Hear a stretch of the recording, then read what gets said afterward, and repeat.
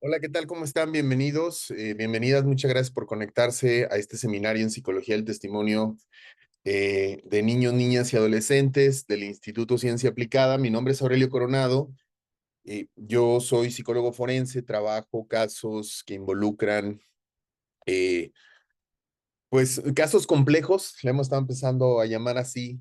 En realidad todos los casos son complejos, pero creo que es un término que es importante que se utilice porque, como veremos, uno de los temas centrales de la investigación forense, sobre todo en casos que involucran niños, niñas y adolescentes, pues tiene que ver con la complejidad de los casos o cómo se simplifican a la hora de realizar entrevistas, a la hora de hacer investigación.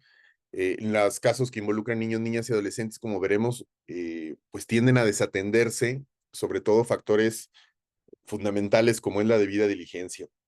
Entonces, el día de hoy, lo que quiero es presentarles una serie de consideraciones para la investigación de casos, sobre todo para la entrevista con el niño o con la niña, cuando estemos hablando de un caso en donde pues el niño o la niña es testigo o víctima de algún tipo de violencia.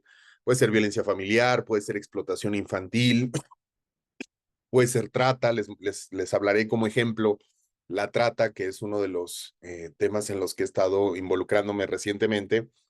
Eh, y hablaremos acerca del origen de muchas de los estándares a la hora de hacer investigación forense, perdón, a la hora de hacer entrevista forense con niños y niñas. Veremos cómo estos estándares surgieron pues de malas prácticas, veremos cuáles son esas malas prácticas y eh, y veremos cuáles son los errores más comunes. Lo que quiero es que veamos la entrevista, que veamos un poco sobre la historia de la psicología del testimonio cuando se refiere a niños y niñas, que veamos a partir de eso cuáles son los errores históricos que se han cometido. Particularmente les voy a mostrar, me encontré por ahí una escena que yo me acuerdo cuando la vi esa película hace muchos años, estoy hablando de los años 90, porque más bien fue finales de los 90, un caso muy importante, el caso de los McMartin, un caso que eh, se volvió muy público, muy mediático en su momento y luego, gracias a la película, bueno, pues el caso se conoció internacionalmente de un grupo de maestros de preescolar que fueron acusados de abuso sexual ritualístico, satanista en Estados Unidos. Como ustedes, si ustedes no saben, pues en los años 80, como todo el tiempo, siempre ha habido esto que le llaman pánicos morales. Los pánicos morales son estas reacciones públicas a supuestos peligros que están en la esfera, ¿no? En la esfera de lo real. En los años 70, bueno, en los años 60 hubo un montón de pánicos públicos, pero ya que llegué al tema, les voy a platicar cómo pasamos de abducciones extraterrestres, entrevistas utilizando hipnosis regresiva, a hacer finalmente pues entrevistas inadecuadas con niños y niñas, lo que llevó a la gran reforma que les voy a mostrar en la segunda parte del seminario, en donde pues los protocolos como el NICH o el Michigan y otros se empezaron a utilizar para poder asegurar pues la que la entrevista particularmente sea parte de una investigación completa. Y esto creo que es muy importante y que lo voy a estar repitiendo durante el seminario. Cuando hablo de psicología del testimonio, mi opinión, porque, a ver, yo he escuchado a muchos colegas que andan en el tema de psicología del testimonio y no necesariamente los he oído decir lo contrario a lo que voy a decir, pero siento que a la vez la forma en que presentan la psicología del testimonio no aclaran esto, que es lo que quiero aclarar en este momento.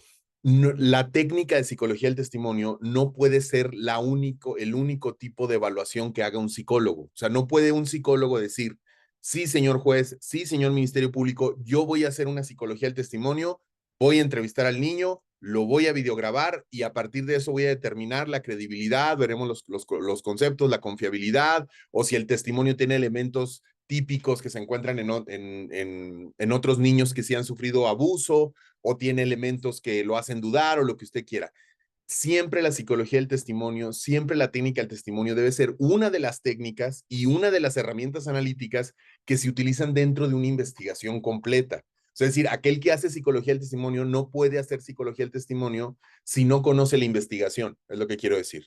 si no conoce, por ejemplo, las otras veces en que el niño ha hablado al respecto, si no conoce la historia del testimonio. Y eso está muy claro en la mayoría de los protocolos, ¿eh? Eso está muy claro en la mayoría de los protocolos. Pero sobre todo quiero que quede muy claro que para que nosotros hagamos una investigación con debida diligencia, cuando hay un niño o una niña involucrada, es muy importante, número uno, que tomemos en cuenta las características particulares del niño o niña que vamos a entrevistar, es decir, que tomemos en cuenta como elementos como puede ser evidentemente el desarrollo, pero también temas como de neurodivergencia, pero también otros temas, por ejemplo, asociados a la historia del mismo niño y del conflicto en el que se encuentra, para que nosotros podamos hacer los ajustes a nuestros cuestionamientos, pero también nuestros ajustes a las formas de hacer la entrevista. Número dos, siempre quien haga una entrevista con niños, niñas y adolescentes debe de conocer el contexto de ese niño, no solamente las características, las condiciones del niño, sino su contexto. Y este contexto evidentemente incluye el proceso judicial al que nos estamos refiriendo. ¿Por qué? Bueno, pues porque el contexto digamos, es fundamental para la psicología forense moderna, según nuestra postura. De hecho, lo que nosotros decimos es que la psicología lo que evalúa, o perdón, lo que valora, lo que evalúa y lo que finalmente presenta en juicio es contexto del crimen, no necesariamente conductas del crimen. Es decir, el psicólogo no determina si algo pasó, si algo fue verdadero, si ciertas conductas en particular se llevaron a cabo o no. Evidentemente, también tendrá una postura al respecto, ¿no? Pero eso, la conducta o lo que le llaman la tipificación, eso le toca al juzgador, le toca a los litigantes, ¿no? Probar que ciertas acciones se llevaron a cabo enmarcadas en una lógica de un código penal para que pueda hacerse responsable a alguien y para que se pueda hacer una reparación de daño para las víctimas. Pero pensamos nosotros que la psicología lo que provee es contexto. Y bueno, algunos antecedentes importantes que hay que conocer es que la psicología del testimonio tiene muchísimo que se investiga. O sea, fue una de las primeras áreas de interés de la psicología a la hora de invitarla a los sistemas de justicia. Según recuerdo, una de las primeras evaluaciones que se realizaron fue por parte de un psicólogo clásico, que ahorita espero acordarme, lo estoy cargando en mi memoria, que era un psicólogo que hizo una evaluación de un hecho de tránsito terrestre, según recuerdo, que fue un accidente entre una máquina del tren y un automóvil, de los primeros automóviles que se producían, y le pidieron a un psicólogo que hiciera una especie de valoración, pues basado en los estudios experimentales que en aquel momento dominaban la psicología. Recordarán ustedes que la psicología, por lo menos, digamos, en términos históricos, académicos del norte global, se suele pensar que el origen de la psicología, pues es el famoso laboratorio de Wilhelm Wundt. ¿Se acordarán ustedes? El de 1889 o no me acuerdo qué año, que hizo que en aquel tiempo la psicología esa europea funcionalista hacía mucho este experimento como de cuánto tiempo tardas en reaccionar o cuántos bits de memoria puedes almacenar para luego repetirlos o hacer introspección con respecto a cómo hiciste una operación matemática.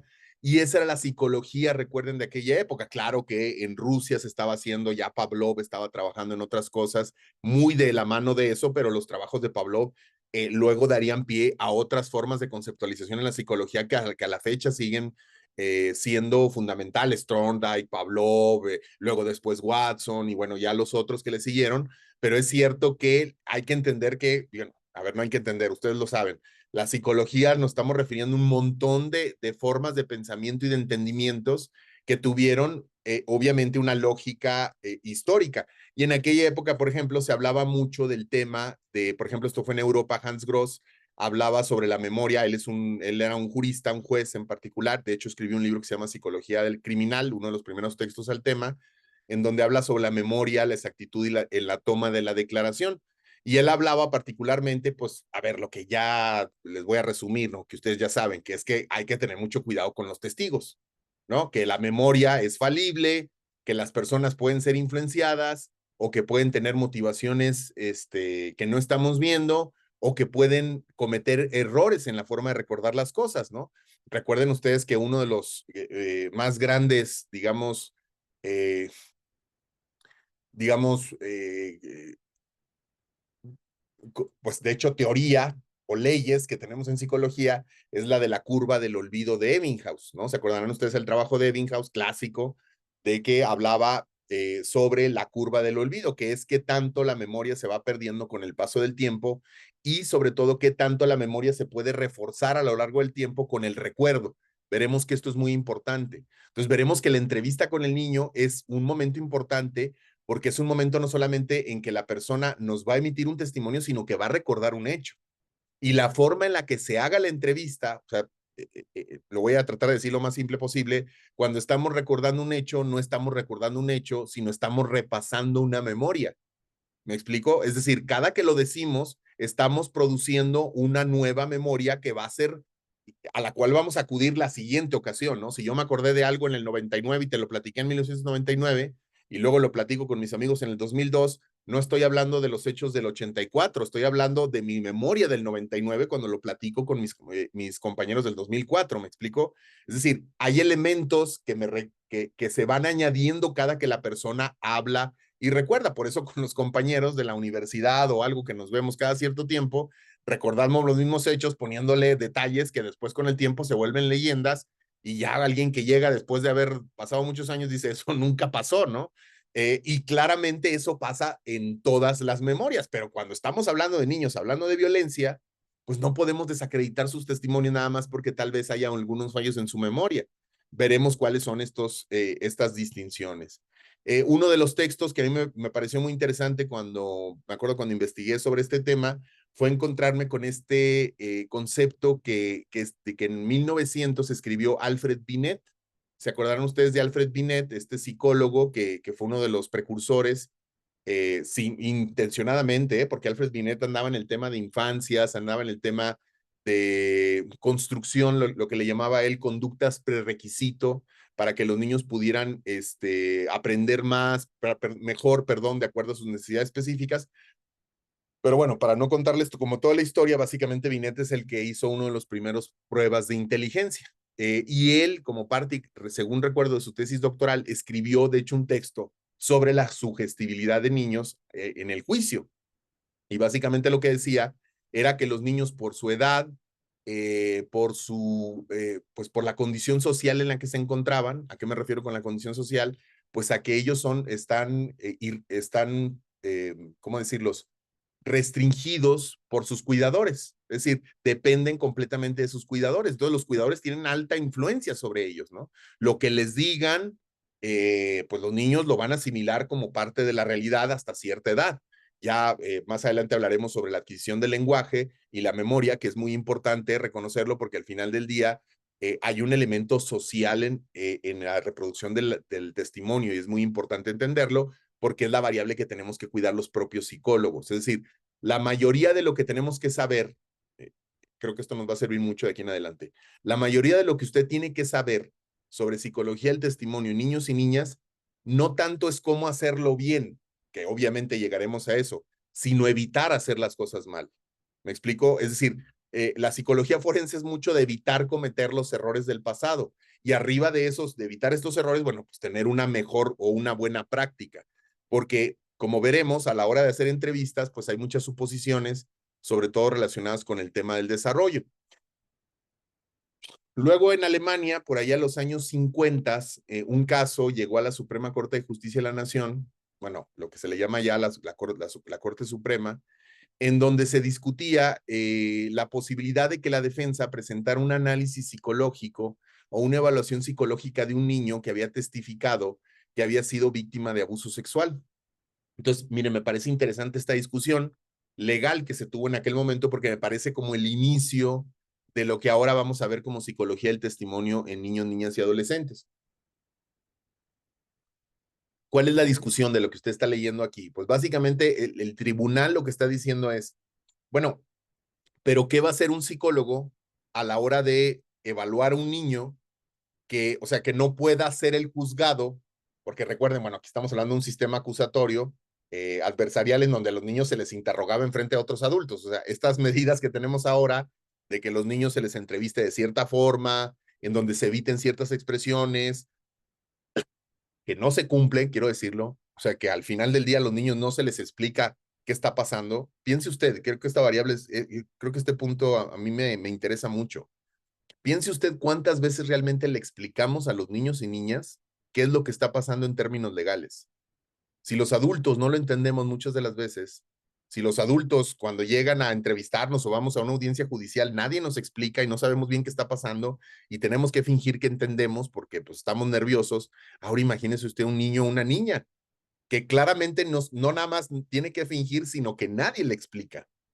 Si los peritos, otra vez, usted acuérdese, digo, si usted tiene algo de experiencia yendo como forense, yo me acuerdo las primeras veces que iba a juicio, yo no estaba entendiendo nada, o sea, obviamente veía que todos tenían cara de que entendían y pues yo tenía que hacerle, digo, no hacer muchas preguntas, porque tiendo a hacer muchas preguntas cuando estoy nervioso, eh, pero bueno, yo veía cómo se estaban incomodando de aclararte algo que era lógico que necesitabas aclararte, ¿no? Que alguien te lo aclarara.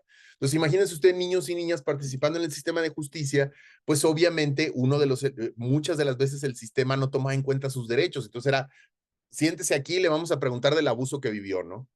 Lo mismo que está sucediendo ahorita, por ejemplo, en la frontera con Estados Unidos, en México, muchos niños que vienen acompañados por adultos, que vienen en una situación de desplazamiento o de migración forzada o de lo que sea, son separados de sus padres. Y a la hora de llevar el proceso legal, algunos de ellos son enfrentados a juicio sin ningún representante y a veces sin siquiera una traducción adecuada. Es decir, hay dos grandes elementos que hay que tomar en cuenta cuando hablamos de psicología del testimonio de niños y niñas. El respeto a sus derechos para que el sistema no los agreda más de lo que ya está. Y otro, la preservación de la memoria o de su testimonio como una evidencia de lo sucedido. Esas son, digamos, las dos tareas que tenemos como psicólogos, o sea, cuidar sus derechos y recoger de manera adecuada la evidencia. Aquí en este caso en Alemania, bueno, pues lo que acaba pasando es que lo que deciden es que efectivamente el psicólogo puede ver otras variables que el tribunal no vería si el psicólogo o el perito no interviniera. Recuerde que cuando hablamos de un perito, y esta es la regla general, un perito es aquella persona experta que va a dar opinión o que va a echar luz sobre un tema que no puede ser eh, comprendido sin la intervención de un experto. Es decir, si tu pregunta en el juicio lo puede responder el sentido común, no hay necesidad de un perito. ¿Me explico? Se supone que los peritos no vamos a ir a resolver problemas de sentido común. Déjame, le doy un muy mal ejemplo, pero siempre me acuerdo de ese ejemplo.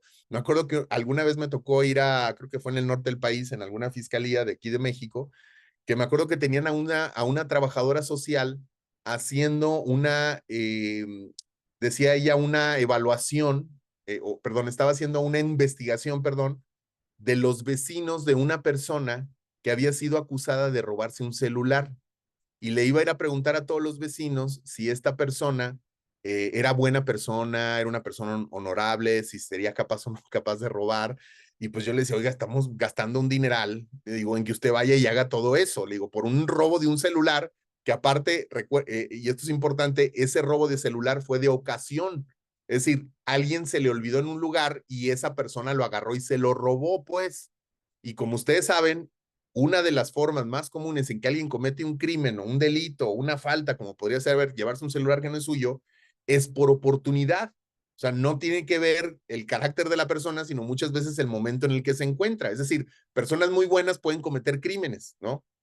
O sea, personas muy malas pueden no haber cometido un crimen. Si todos los vecinos le dicen, no, es lo peor esta persona y no se robó el celular, pues ¿qué tiene que ver, no?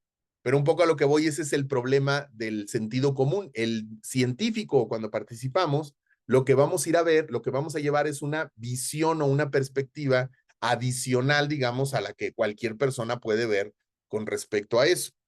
Ahora bien, para poder sintetizar esto y que creo que nos va a servir como para de aquí en adelante tenerlo muy en cuenta, quisiera que viéramos sobre el desarrollo del lenguaje, los diferentes tipos de memoria que hay. Esto es muy importante. ¿Por qué? Eh, Sobre todo con niños y niñas, y miren, últimamente he estado trabajando mucho el tema de niños y niñas, en este caso con neurodivergencia, con autismo, a la hora de que se les hacen entrevistas o se hacen observaciones sobre ellos. Y esto creo que echa mucha luz a muchas de las veces la falta de competencia técnica que tienen aquellos que hacen observaciones sobre infancias que no conocen sobre psicología del desarrollo, que creo que ese es el tema más importante.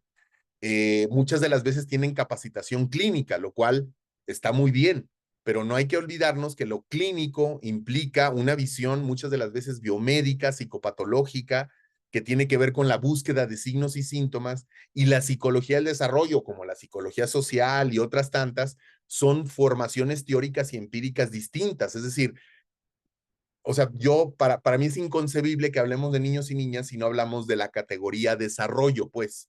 La categoría desarrollo es cómo la psicología ha generado modelos para poder explicar cómo niños van generando dos grandes procesos: el proceso de crecimiento, que es el aumento de la competencia, o en este caso de la frecuencia de un comportamiento, pero también orgánicamente el crecimiento, y la maduración, que es la especialización de ese órgano. Vamos a pensar el órgano como algo biológico, pero también luego Piaget lo pensaba como algo, como un esquema, pues, que se iba moldeando. Es muy importante entender que hay diferentes etapas de desarrollo y que no es lo mismo el lenguaje de un niño obviamente, de 2 a 5 años que uno de 6 a 8, por ejemplo, y que no es lo mismo un lenguaje de un niño, por ejemplo, que tengan una neurodivergencia, como es un autismo. Por ejemplo, yo tardé más o menos hasta los 4, casi 5 años para empezar a tener un lenguaje que otros de mis compañeros ya tenían a los 3 años. O empecé a tener socialización, comportamientos de socialización, y en aquel tiempo yo me acuerdo porque me tocó ver un informe del preescolar, imagínense usted, de aquella época, estoy hablando de principios de los 80s, en donde decían pues que yo tenía un retraso muy claro en todas las áreas porque no hablaba y porque pues no me dirigía a los otros niños. Y luego un año después, el psicólogo hizo otra vez una evaluación y dijo, no, ya está bien, ¿no? O sea, ya no tiene nada.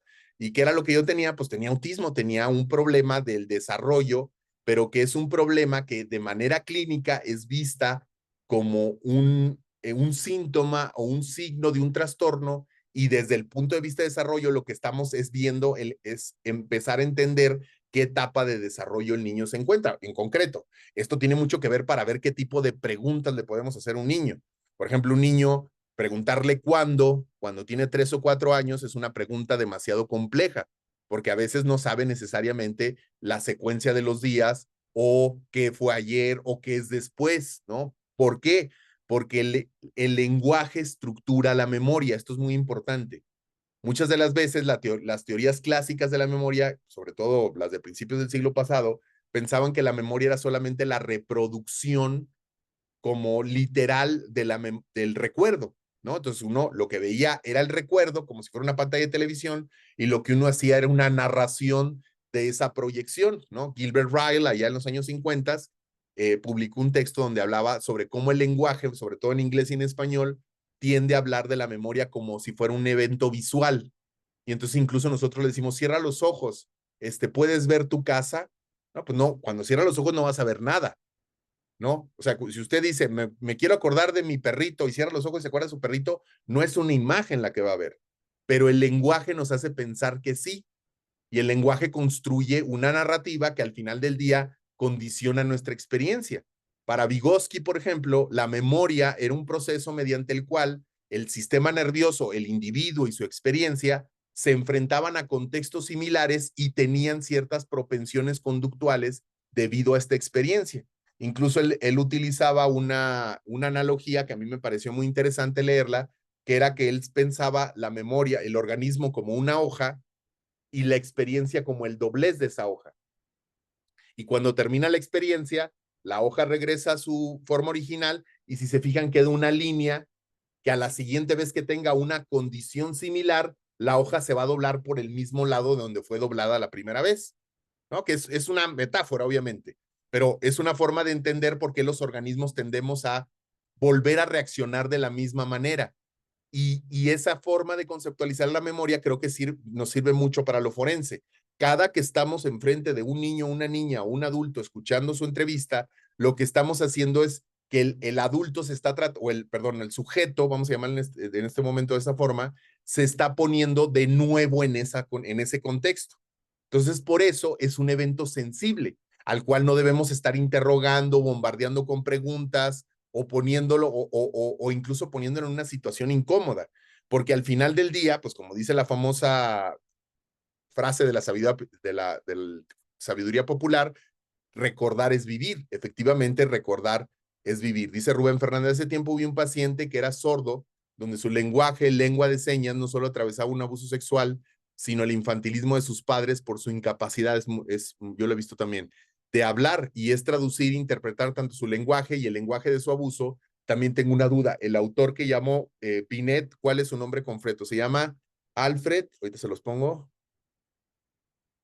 Alfred, espere, Binet, ahí está. Sí, yo he tenido casos, bueno, he tenido varios, pero tuve un caso particularmente de un joven de 20 años con síndrome de Down. Y eso muy similar, o sea, el abandono de la educación de un niño con síndrome de Down. Estoy hablando de un niño que, bueno, un joven, pero que en su momento, pues al tener ese síndrome de Down y al tener las características genéticas, pues los padres decidieron que era una persona que no iba a recibir educación, porque, pues, ¿para qué? ¿No? Y este abandono que se da muchas de las veces a personas con alguna discapacidad, luego se refleja no solo en su forma de integrar el conocimiento y transmitirlo, sino también, como dices, cómo, en qué forma se ha sexualizado y en qué forma entiende el mundo de la violencia que vivió. Miren, vamos a escuchar este video que está cortito, donde nos explica los tipos de memoria para poderlo seguir usando de aquí en adelante.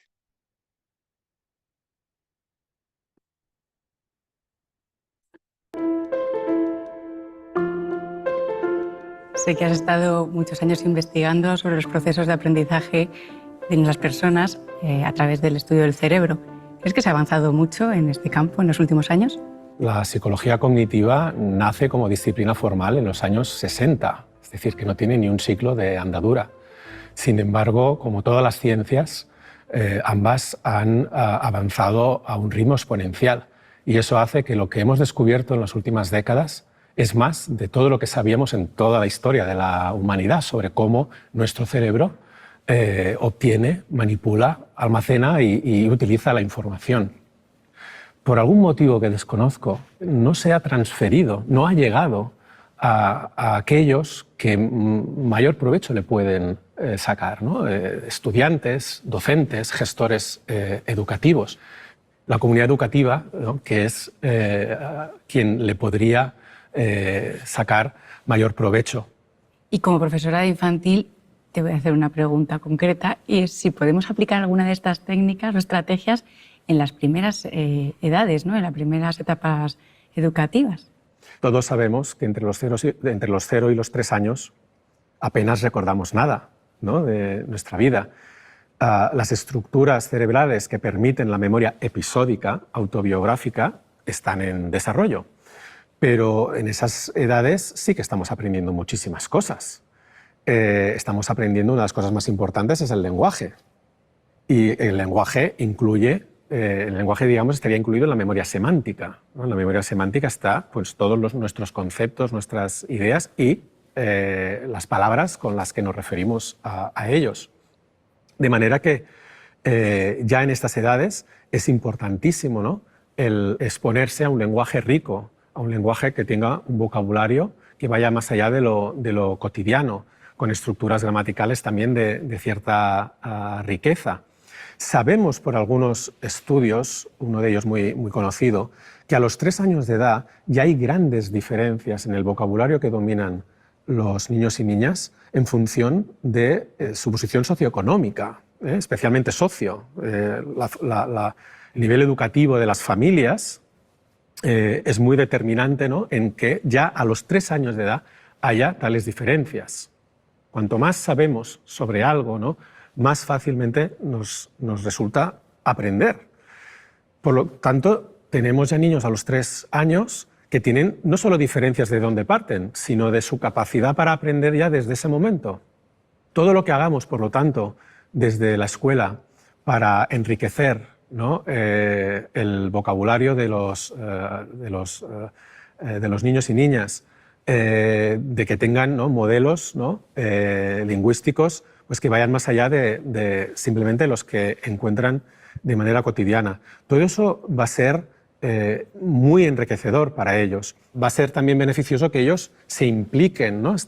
No solo se trata de que nos escuchen hablar, se trata de que ellos hablen.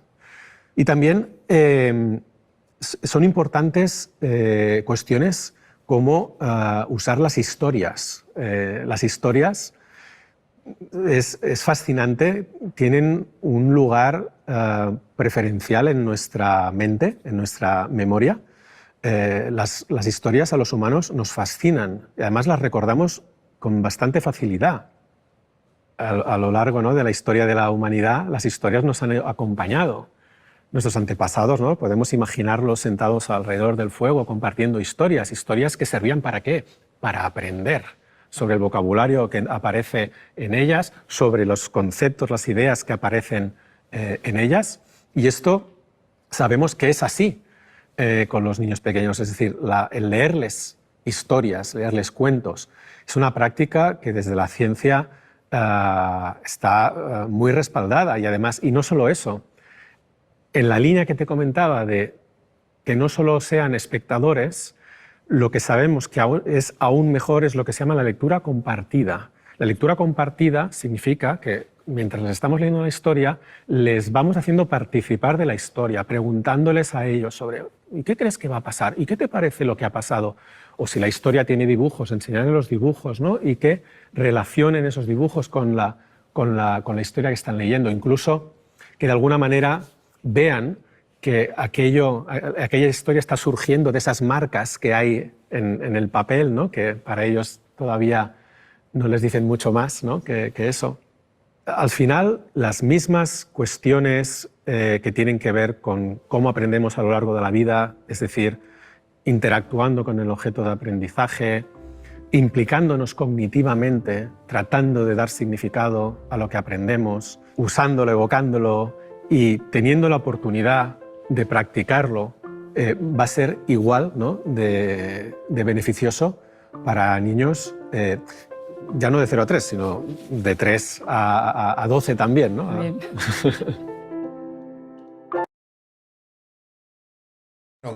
Bueno, como ven, algo que es muy importante tomar en cuenta es que cuando hablamos de lenguaje y cuando hablamos de memoria, pues estamos hablando de procesos que tienen que ver con la vinculación con los otros. Esto creo que es lo más importante, ¿no? Esto es de Wittgenstein. Wittgenstein es un filósofo analítico que se le ve históricamente como analítico de uno de los más importantes, pues de toda la historia, pero particularmente del siglo pasado, en donde decía él que el lenguaje, decía varias cosas que creo que son importantes retomar. Una de ellas es, decía, los límites de mi lenguaje son los límites de mi mundo. Básicamente diciendo, nosotros somos lo que entendemos, pues, ¿no? Construimos la realidad, como escuchábamos, a través de narrativas. Entonces, la forma más fácil de influir sobre un niño o sobre una persona es con narrativas. Y digo esto no pensando en que el niño que fue a hablar fue influenciado para que dijera eso, sino porque el propio entrevistador, como vamos a ver más adelante en el caso de los McMartin, puede tener ciertas preconcepciones de lo sucedido y puede implantar esas narrativas a la hora de hacer preguntas en el niño o la niña de manera consciente o inconsciente, ¿no? Entonces, el límite del lenguaje es el límite de mi mundo, es decir, la forma en la que yo hablo, en la medida en que yo voy construyendo el lenguaje, es en la medida en que voy construyendo memoria.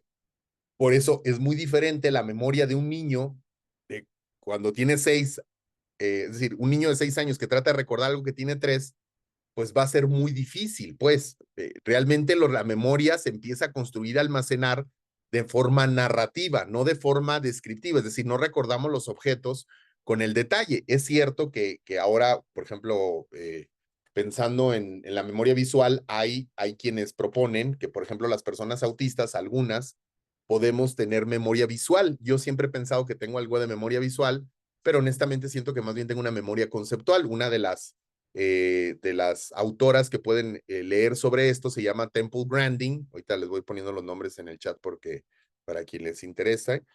Temple Grandin es una, tal vez está mal escrito, sobre todo el apellido. Es una mujer autista que anda trabajando en temas de de ganado, fíjese usted, muy buena para diseñar, hacer ingeniería para el movimiento de ganado y traslado dentro de lo que es pues un matadero, y ella misma es autista y es una de las pocas autistas o de las primeras autistas no hablantes que desarrollaron lenguaje y que escribieron libros al respecto de la experiencia autista. Entonces, ella habla de una memoria visual, pero en general realmente estamos hablando de una memoria narrativa y una memoria pues episódica, ¿no? Es decir, a partir de ciertos momentos de la vida. ¿Por qué es importante conocer esto? Porque ahora les voy a mostrar el porqué de lo que decía hace unos minutos, que les decía, lo más importante de hacer una entrevista con un niño o una niña es no cometer errores nosotros, ¿no? O sea, es lo más importante. Es decir, nosotros, ¿y por qué? Porque es lo que está a nuestro alcance. Miren, se los voy a mostrar. Esta gráfico que están viendo en su pantalla, pues básicamente es un gráfico donde habla acerca de 3 dimensiones. A veces yo lo he utilizado en periciales, ¿eh? Yo a veces lo utilizo en periciales o utilizo esto para explicar en juicio estas variables. Básicamente decimos, hay una dimensión cognitiva, que es la que acabamos de ver, que tiene que ver con la habilidad del niño o de la niña, es decir, que tiene que ver con su edad, que tiene que ver con su etapa de desarrollo, que tiene que ver con la estimulación, ¿no? Ustedes seguramente conocerán niños que hablan de forma, por ejemplo, muy correctita, con lenguaje como de las caricaturas de Nickelodeon, que a veces utilizan palabras pues como del español neutro de Latinoamérica, y entonces los niños empiezan a hablar de esa forma y empiezan a concebir el mundo de esa forma, ¿no? Y habrá otros niños que tengan un vocabulario a lo mejor más limitado, dependiendo de la edad, y luego hay niños que entienden mucho, pero hablan poco, etcétera, etcétera, ¿no? Es decir, la etapa de desarrollo o lo cognitivo sí es algo que tenemos que evaluar. Es decir, un punto importante es, antes de hacer una entrevista con un niño o una niña, necesitamos tener información mínima acerca de ese niño o niña. O sea, mínima me refiero a que sepamos, pues, si en qué grado escolar va, si tiene algún problema de desarrollo, si es un niño que tiende a ponerse nervioso. Por ejemplo, yo recuerdo un caso que tuve de un niño que iba a entrevistar en una cámara GESEL en un caso de abuso sexual, y dentro de los antecedentes había sido entrevistado por un psiquiatra. Escuche usted esto para que no le pase a usted. Y el niño, después de estar como 1 hora y media después de con el psiquiatra y terminar de hablar, se levantó y se dieron cuenta que el niño se había orinado, porque el niño se sentía muy nervioso de pedir permiso de ir al baño, porque el psiquiatra jamás le dijo, si quieres ir al baño. O sea, uno piensa que al niño, a todas las personas se les debe de explicar en contextos forenses qué es lo que está pasando, pues, pero en niños y niñas es muy importante hacer eso. Entonces, si sabemos que el niño tiende a ser así, o sea, si tiende a sentirse nervioso, porque estamos hablando de un niño de ya de 7 años, pues, un niño de 7 años ya es un niño que ya ha ido a preescolar, que ya va a escuela, que ya sabe pedir ir al baño, pero seguramente estaba muy nervioso. El origen de ese nervio o el origen de ese estrés es muy importante que lo investiguemos, pero también es muy importante que nosotros sepamos este antecedente para que cuando hagamos intervenciones, pues nos tomemos en cuenta esto. En esta primera dimensión, lo primero que tenemos que pensar es que los niños y niñas se pueden equivocar, ¿no? Pueden cometer un error, puede haber una equivocación o puede haber una confusión. Yo he tenido casos en donde, pues, a veces empieza por una confusión, pero luego hay adultos que lo aprovechan para otro tipo de cosas, ¿no? Sí he tenido casos así en donde, por ejemplo, ese es de hecho el mismo caso que les estoy platicando de la entrevista del niño que estaba muy nervioso. Eh, Todo comenzó que porque decía que su papá le había dado una nalgada, ¿no? Que le había tocado sus pompas, decía. Y al final había sido que le había dado una nalgada. O sea, cuando se hizo la entrevista tiempo después, otra vez. Porque al niño ya no dijo nada más y de ahí la madre empezó a hacer una serie de especulaciones que llevaron al padre a la cárcel. Y estuvo el padre durante 4 años en la cárcel hasta que se hizo una investigación completa, y todo fue porque esa primera entrevista no se grabó. Por eso, y este es otro punto importante, la grabación es indispensable. Yo creo que ya es inadmisible, y yo creo que usted estará de acuerdo conmigo, que los peritos sigan diciendo que no tienen equipo para grabar a niños y niñas cuando vayan a hacer entrevistas. Pues sí, pues tienen celular, pues grábenlos en audio o no los vayan a entrevistar si no los van a grabar, porque la entrevista con el niño es un momento muy específico, muy importante de recolección de evidencia, que la tiene que hacer solamente la fiscalía. Y si la fiscalía lo está haciendo y no la está grabando, está vulnerando los derechos del propio niño, porque esto lo hace susceptible a que después la defensa pueda decir lo que sea pues de ese testimonio, ¿no? De entrada puede decir algo que es cierto, que las personas que lo hicieron no siguen protocolos o simplemente no quieren ser transparentes con la investigación. Entonces, lo primero que tenemos que pensar es que por razones de desarrollo, por muchas otras variables que están involucrados en este tipo de la vida, es normal que alguien se equivoque o que tenga una confusión. También puede ser que alguien nos esté diciendo algo que no pasó, que tenga una motivación. Y aquí es donde tenemos que ver la credibilidad general, es decir, el pasado de la persona o del niño o de la niña, si ha dicho cosas similares, ¿no? Y la credibilidad específica, cómo se relaciona ese hecho con, por ejemplo, evidencia, con el contexto, con la realidad, pues. O sea, es decir, por ejemplo, acabamos de tener un caso nosotros que se acaba de hacer medio público, ahorita lo platico, dice Claudia Martín, dice, ¿un psicólogo particular que haga un dictamen puede grabar la entrevista también? No, sí, de acuerdo, Claudia. De hecho, es lo más recomendable. Lo que yo recomendaría más, o sea, obviamente a lo que me refiero es que solo la fiscalía es la que inicia el proceso, ¿no? O sea, por ejemplo, lo que sí hay que evitar es, se acerca contigo a alguien y dice, es que siento que mi hija a lo mejor la está abusando el padrastro, la pareja de mi esposa, por ejemplo, y pues necesito que tú hagas la entrevista para ver si tiene abuso. No, mucho cuidado con eso, ¿no? Porque, pero sí, o sea, incluso de custodia, pues, ¿no? O sea, aquí estamos hablando de testimonio. No estoy hablando de abuso sexual infantil en particular, pero sí, por ejemplo, en custodia graben las entrevistas. De hecho, ¿saben qué? Yo les recomiendo graben siempre todas las entrevistas. Todo lo que hagan, grábenlo. O sea, traten de tener, ahora ya tenemos mucha tecnología, les sirve mucho por varias cosas. Primero, porque es muy fácil ya la tecnología para grabar y segundo, porque ya la transcripción ya es muy sencilla. O sea, realmente hay mucho software que, o sea, si grabaste una entrevista 1 hora y media, pues pasas el archivo, lo puedes subir a tu canal privado de YouTube, es decir, que sea completamente privado y YouTube te hace una transcripción de todo. Agarras esa transcripción y con inteligencia artificial, obviamente leyéndola primero, te permite a ti, por ejemplo, poner ciertos extractos o hacer ciertos tipos de análisis que, por ejemplo, antes solamente se podían hacer con software especializado de análisis cualitativo del discurso. O sea, realmente la inteligencia artificial es una herramienta fundamental que debemos aprender. Más adelante vamos a hacer algunos seminarios para que ustedes, no para que aprendan, sino más bien para compartirles cómo la estamos usando nosotros, ¿no? Porque realmente todos estamos aprendiendo de esta nueva tecnología. Aquí en la motivación es cuando sí estamos sospechando, o sea, no, a ver, no, nosotros, voy a tratar de ser muy claro, no va a haber entrevista que usted haga que determine si alguien dice la verdad o está mintiendo. No, no hay. No hay técnica ni cognitiva, ni de lenguaje no verbal, ni de que conecten a la persona máquina. No hay tecnología que sirva para decir si una persona está mintiendo o no. Las entrevistas sirven para recoger información y para determinar líneas de investigación. Es decir, lo que nos dicen las personas lo vamos a corroborar. Es decir, nuestra actitud a la hora de hacer la entrevista debe de ser, obviamente, de acompañamiento, obviamente te creo, pues, ¿no? Para que la persona nos cuente lo que ha pasado, en este caso, niño, niña o adolescente. Y la última variable es la que nos toca a nosotros, porque también hay una dimensión social, que es lo que estábamos viendo en el video anterior. Hay el concepto de sugestionabilidad o sugestibilidad, como lo decía Binet, el autor que hablaba hace rato,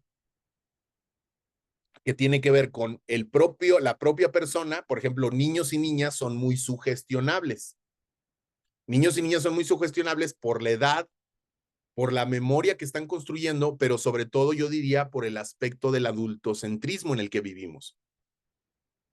Es decir, a los niños y niñas se les educa para que hagan caso, ¿no? Acá en México solemos decir, es que queremos que el niño haga caso, o escúchame, ¿no? El otro día veía un video de un niño que decía, miren lo que es vivir con un niño con autismo, ¿no?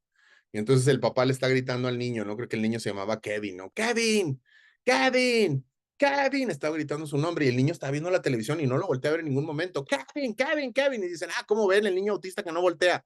Y yo, ¿saben qué estaba pensando? Yo estaba pensando, pues es que no le estás pidiendo nada, nomás estás gritando su nombre. O sea, le está suponiendo que gritar el nombre de alguien implica voltear y para ese niño en particular autista, no, porque estoy seguro que le gritan todo el tiempo su nombre y no le dan ninguna instrucción. Seguramente si le dicen, Kevin, volteame a ver, a lo mejor Kevin lo voltea a ver, pero muchas personas neurotípicas esperan que los adultos en general, esperamos que nuestra forma de hablar a veces de manera figurativa, va a ser comprendida por el niño o por persona o por todos en general, y no es así. Y aquí es donde nosotros podemos hacer, ahorita les voy a mostrar un ejemplo, les voy a mostrar una escena muy buena de una película que está medio dramática y todo, pero de un caso completamente real, y usted va a ver todos estos elementos de cómo los psicólogos antes simplemente no tomaban en cuenta estas variables, llegaban a hacerle entrevistas a los niños porque, número uno, pensaban que la memoria no se podía alterar. Todavía hay psicólogos que piensan eso, es decir, que yo llego a preguntar de manera incisiva y entonces mi trabajo es como recuperar esa memoria. Eso viene de prácticas incluso del uso de hipnosis, por ejemplo. Recuerde que en los años 60, pero particularmente en los 70, se volvió muy popular el uso de técnicas de hipnosis, que para ver vidas, primero era para recordar mejor y luego vidas pasadas, y luego empezaron a encontrarse que supuestamente los habían ido los extraterrestres, y luego llegaron personas a decir que habían sido abusados de manera sexual, de manera ritualística por sus papás que eran satánicos. ¿Por qué? Porque cuando una persona está en un estado alterado de la conciencia, a veces incluso con químicos, como se llegó a hacer en los años 60 en la psiquiatría, que era para interrogar a alguien, ¿se acuerdan el famoso suero de la verdad? Pues no era más que químicos que eran como pues, básicamente drogas que relajaban a la persona y le hacían preguntas y ¿por qué? Porque si se fijan, parte del supuesto que la memoria está intacta ahí, que lo único que hace falta es tener un incentivo para que la persona hable. Y no se dan cuenta que cuando una persona está alterada, su memoria se puede ver alterada porque a la hora de recuperar la memoria y de contarla, es realmente cuando se está produciendo la misma memoria. Eh,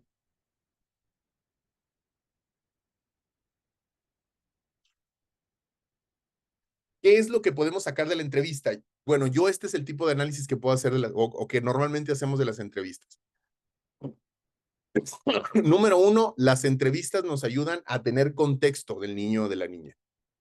Es decir, contexto es que, por ejemplo, muchas de las preguntas que se suelen hacer tienen que ver pues básicamente como con conocer al niño, ¿no? Como una especie, como le dicen el famoso rapport, ¿no? El famoso rapport es como este proceso de cómo estás aquí, cómo llegaste, qué te dijeron que venías a hacer, pero es muy importante que también analicemos el contexto del niño, como por ejemplo, quién le ayuda a hacer la tarea, qué cosas le gusta hacer, con quién le gusta estar, con quién no le gusta estar, cuáles son sus temas favoritos. Algo que sí o sí debemos de tener antes de la entrevista con un niño son sus temas de interés, qué es lo que le gusta hacer, qué caricaturas o qué juegos o quiénes son sus compañeros o qué escuela va, qué le está interesando en general.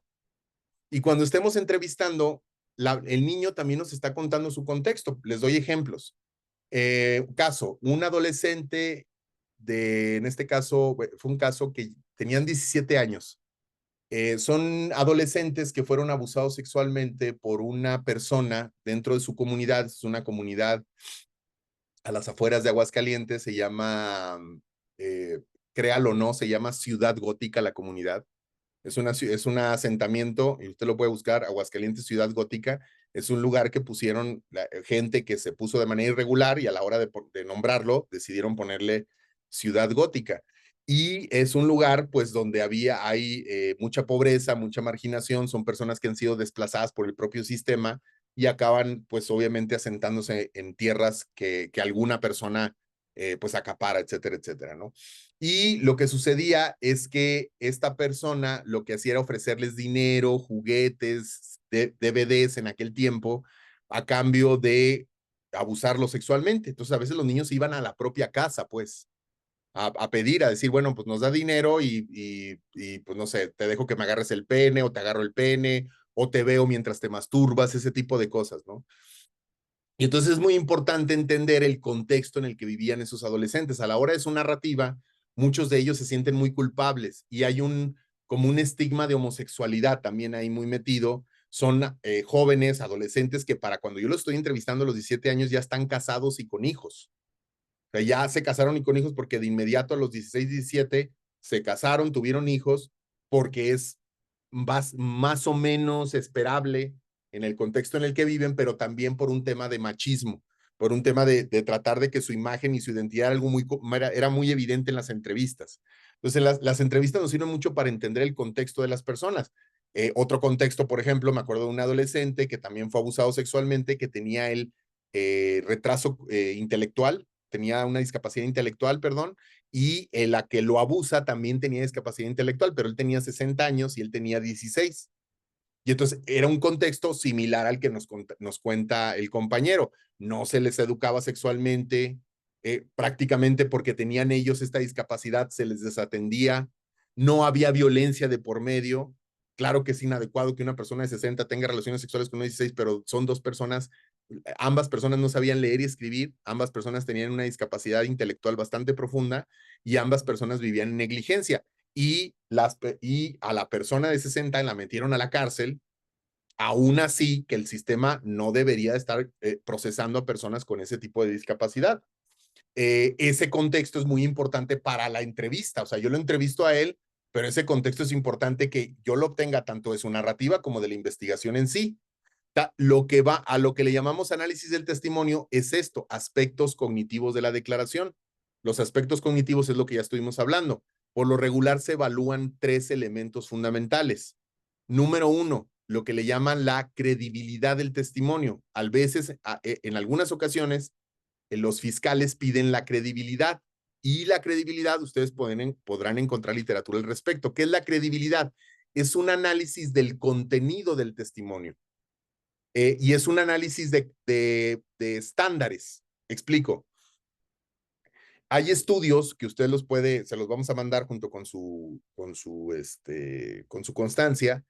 Hay, por ejemplo, hay varias formas de evaluar la credibilidad. La más común es la SVA, la Statement Validity Assessment, como la valoración de la validez del testimonio, en donde se ven ciertos criterios que tienen que ver con la forma en que el niño o la niña dijo las cosas, la cantidad de detalles, la articulación con contextos, es decir, qué tan precisa es su memoria.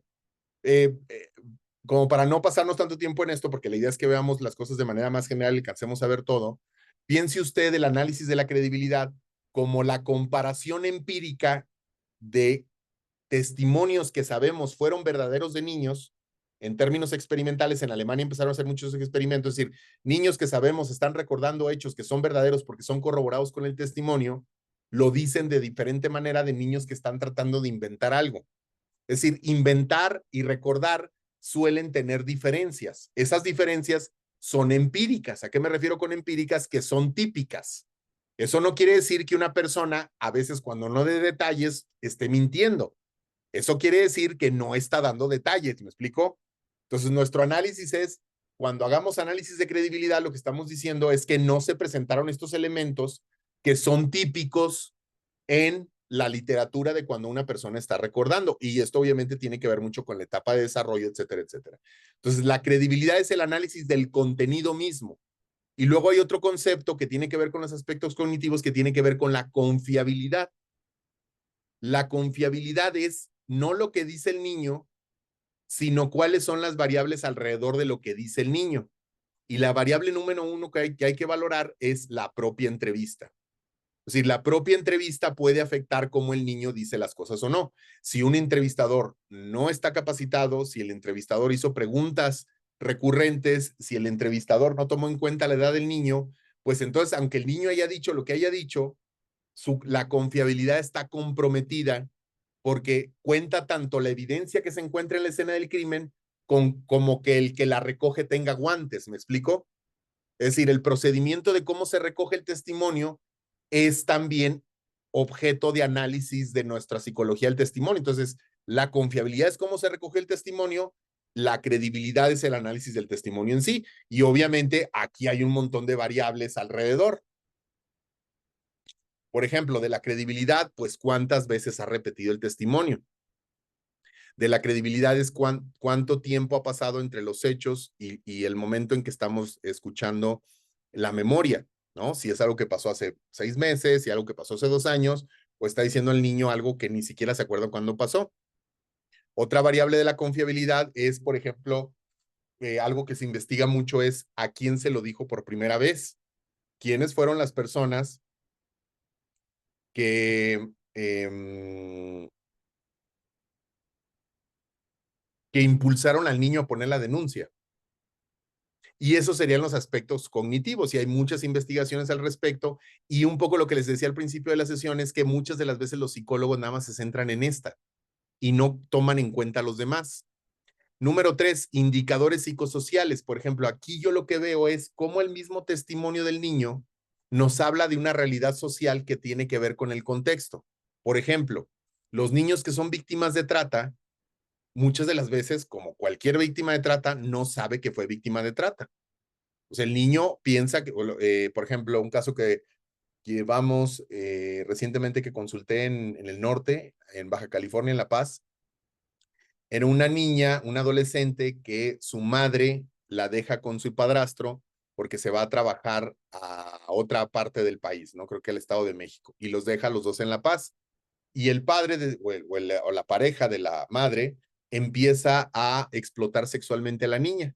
La lleva a un centro comercial que se llama La Marina, que ustedes lo habrán visto por ahí, está en Colima, está en varios lugares así como costeros, y es como un, vamos a llamarle un centro comercial, pues, fresón, ¿no? Donde tiene como las tiendas así departamentales y eso. Entonces, estas personas son de un estrato social muy marginal, y van y se llevaba a la niña y se sentaban ahí, y entonces él le decía, mira, ve con aquel señor, y luego iba con aquel señor, y con el señor se ponían de acuerdo, y luego ya se acercaba y le pagaba un dinero y se la llevaban a un hotel. Esto que está platicando, cuando la niña te lo cuenta, es muy importante que tú sepas cómo funciona la trata. Si se fijan, si vas a ir a un centro comercial a llevar a una niña con unos señores, no es porque vas al azar ver si hay pedófilos ahí. Seguramente los pedófilos se juntan ahí porque saben que van estas personas, y también los guardias de seguridad del mismo centro comercial se hacen de la vista gorda de esto que está pasando, pues. Es decir, los indicadores psicosociales tienen que ver con qué tanto tú conoces la realidad de cómo funcionan las cosas en el contexto de las personas. Por ejemplo, aquí es donde tú, a través del testimonio del niño, puedes establecer el grooming.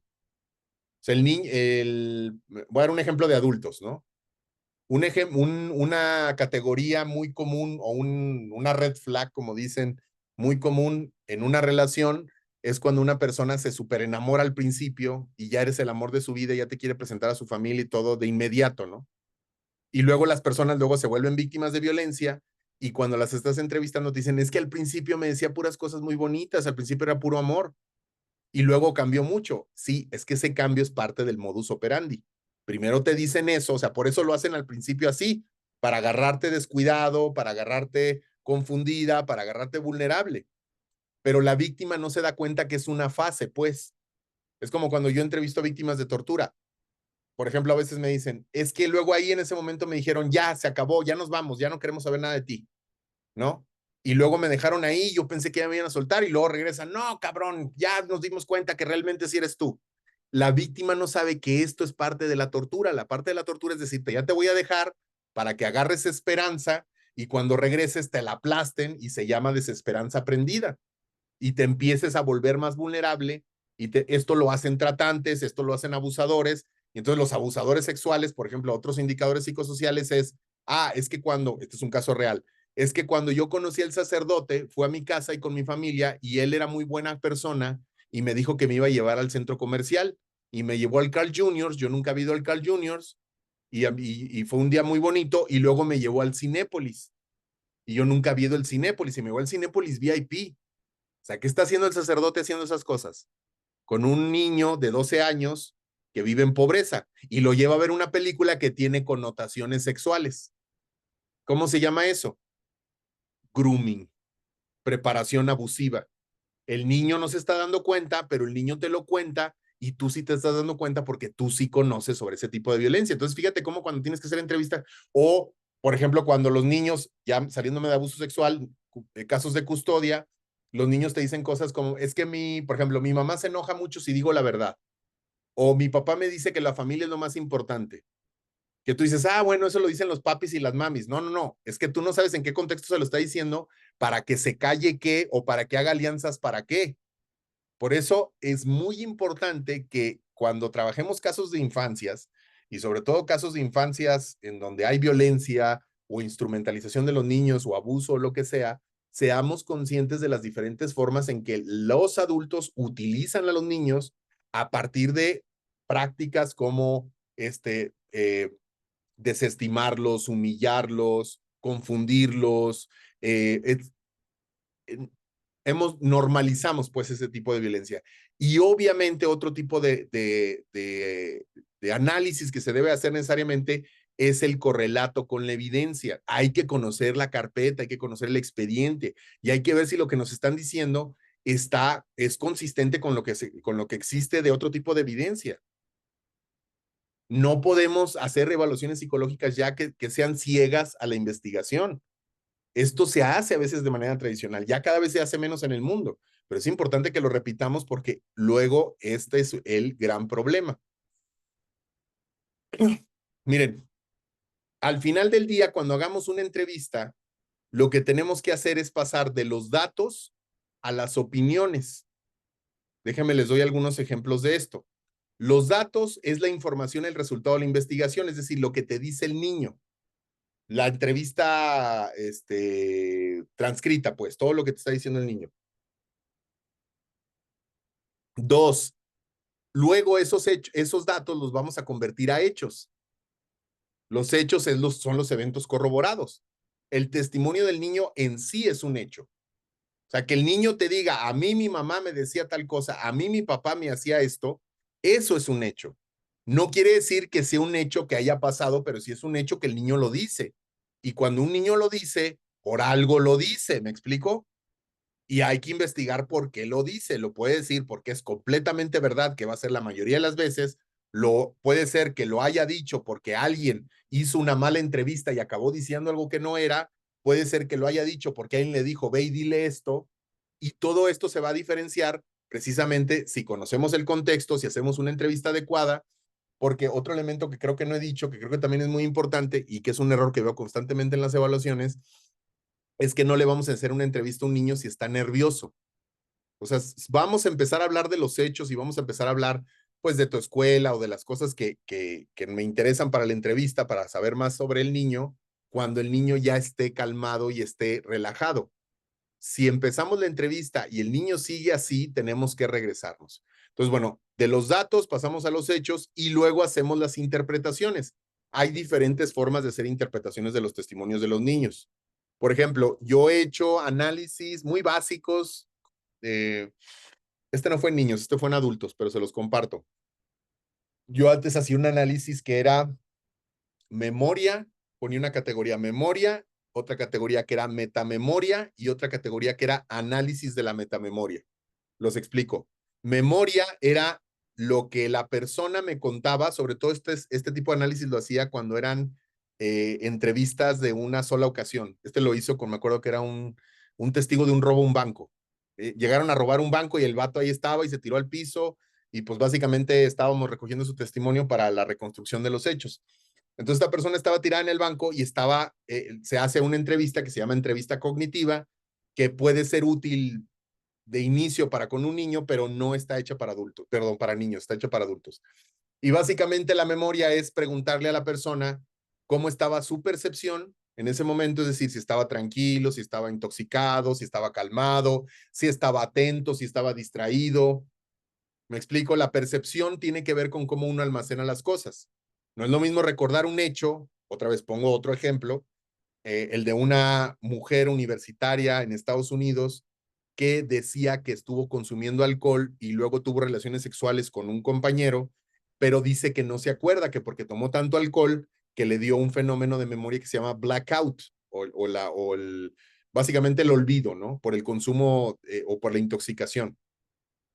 Y este fenómeno de memoria se tiene que investigar, o sea, cómo estaba su percepción, estaba alcoholizada, no quiere decir que lo que recuerde no cuente, sino que es muy importante ver cómo se relaciona la percepción con las condiciones de la persona. Y esa es la categoría memoria. Y luego otra categoría era metamemoria. Y la metamemoria es que la misma persona, en este caso con niños y niñas, yo no creo que sea adecuado hacerlo, pero con adolescentes tal vez sí, es preguntarles de lo que nos acaba de contar, de qué se acuerda muy bien y de qué cosas no está tan seguro. Y eso, en abuso sexual yo no lo haría, pero en otro tipo de cosas, como por ejemplo violencia familiar, ese tipo de cosas, sí, porque el abuso sexual, por lo regular, si fue un evento y un hecho, yo no me metería tanto a estarle escarbando a un solo y un hecho, sino más bien recoger lo que te dice y con eso. preguntarle si se acuerda más o menos y así lo dejas. Pero si fueron una serie de hechos, como por ejemplo ahorita acabo de ver que acusaron al creador de la inteligencia artificial, bueno, no el creador, uno de los fundadores de la compañía ChatGPT acaba de ser acusado de abuso sexual por parte de su hermana durante 10 años, que dice que empezó desde los 3 años hasta casi que era adulta, ¿no? Obviamente una entrevista con esa persona no es, o sea, van a ser muchos eventos, por eso es importante como hacer este otro tipo de preguntas.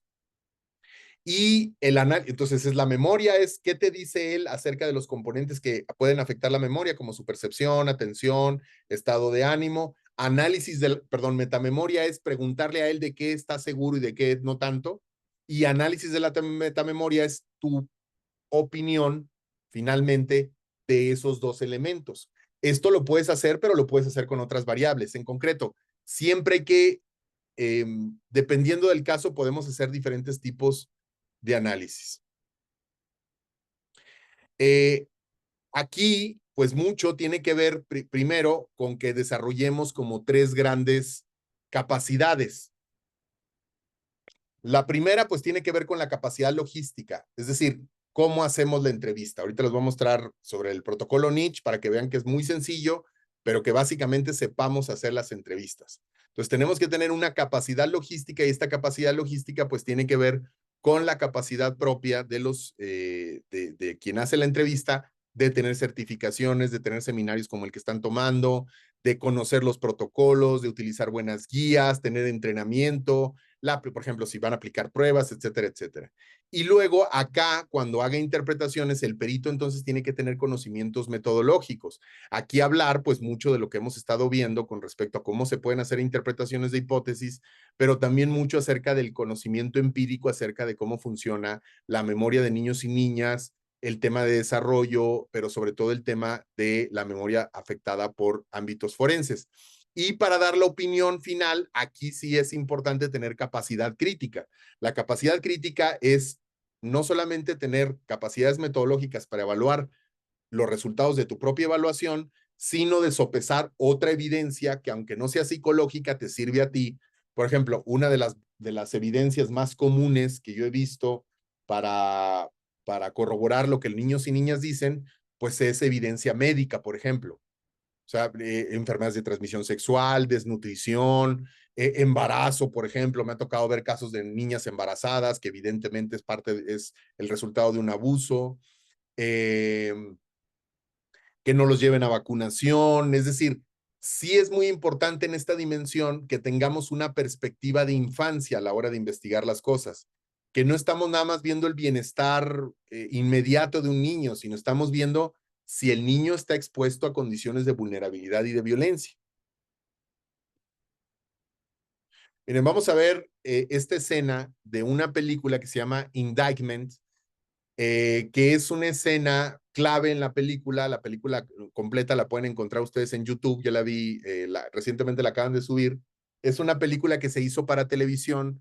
Van a ver ustedes a James Woods. James Woods es un actor clásico que ahorita acaba de salir en la televisión, sufriendo porque se le quemó su casa en Los Ángeles. Y está basada en un hecho real, en un caso real que hubo en Estados Unidos, que es el caso de los McMartin. Es el caso de una familia que tenía un preescolar. Dice Miriam, Love Baldwin, le dicen ahora sí. ¿Cómo se llama la película? Se llama Indictment. Indictment. Ahorita les paso, ahorita la busco en YouTube, les pongo el enlace. Esta nada más es una escena. Buenísima, buenísima la película. Yo cuando la vi, a mí me impresionó mucho la película y luego me clavé mucho con el caso. Y resulta que esta escena, o sea, porque esta escena me pareció pues muy dramática, o sea, sí está muy dramática, sí obviamente cambian los diálogos y todo, pero cuando vi lo que decía la psicóloga, yo no lo podía creer, dije, no, bueno, pues es para la película. Pero cuando me puse a investigar el caso de los McMartin, la realidad era peor. Es decir, esta psicóloga que están a punto de ver, otra vez, es una escena de una película, no es una escena real, es una psicóloga que gracias a su trabajo y a las entrevistas, porque de hecho ella es una de las primeras psicólogas que grabó las entrevistas y gracias a las grabaciones que ella hace, por eso las grabamos ahora, pero no porque haya hecho algo bien, sino porque hizo lo que les voy a enseñar a continuación. Esta psicóloga fue la que hizo que más de, no sé cuántos niños fueron, pero fueron cientos de niños, no sé si llegan a 200, pero sí cientos de niños, que dijeran que habían sido abusados sexualmente en esta escuela, por esta maestra y por este maestro, por su hijo, que era su hijo y era la directora de la madre. Decían que los ponían a hacer ritos satánicos, decían que había túneles debajo de la escuela que llevaba para venderlos sexualmente a otros lados. A ver, ¿en preescolares puede haber abuso sexual? Claro que sí. ¿En instituciones como centros? Claro que sí. Pero este tipo de cosas sucedió mucho en los años 80, en donde la gente, de pasar de no creer en el abuso sexual, empezó a pensar que todo era abuso sexual porque mediáticamente vendía mucho decir eso. Muchas de las veces se utilizan niños y niñas como una forma de instrumentalizar pánicos morales. No le cuento más, mejor, creo que la escena se explica sola, pero bueno, en concreto, esta es una escena basada en el juicio real, donde el abogado por fin dice, bueno, pues qué está, porque nadie dudaba de la psicología, simplemente decían, es que los psicólogos le están diciendo perdón, los niños le están diciendo a la psicóloga que son abusados sexualmente, entonces decían, no, pues sí, pero cuando alguien se preguntó, oye, ¿y cómo hacía las entrevistas la psicóloga? Encontraron esto.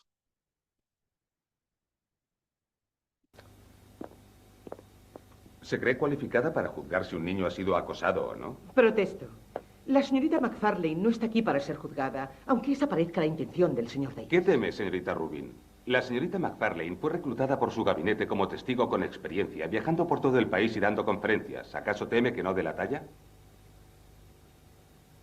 Protesta delegada. Gracias, señoría. Conteste a la pregunta, por favor. ¿Cree que está cualificada?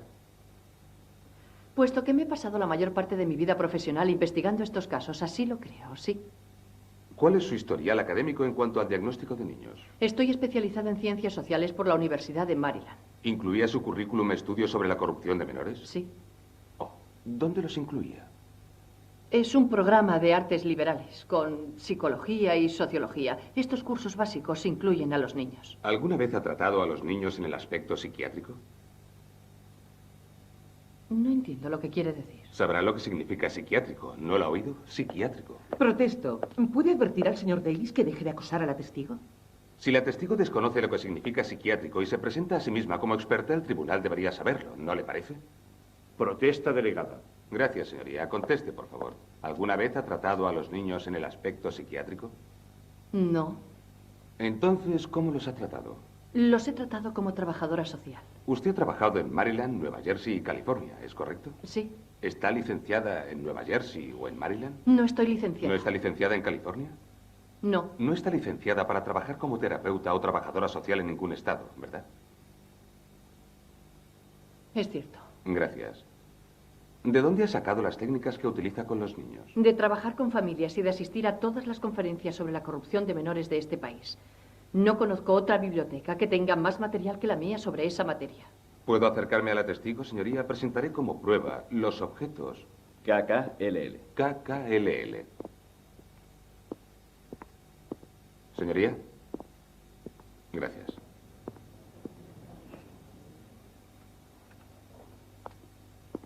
¿Usa muñecos como estos? Sí. ¿Por qué?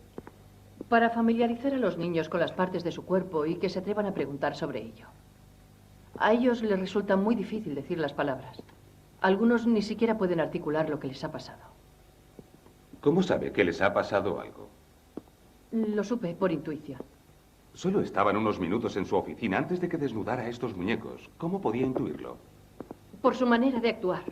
Por su reticencia a hablar de ello. ¿Nunca se le ocurrió pensar que si no hablaban de ello era porque no había pasado nada? ¿Les había pasado algo, señor Davis? Usó muñecos para representar a los profesores, ¿no?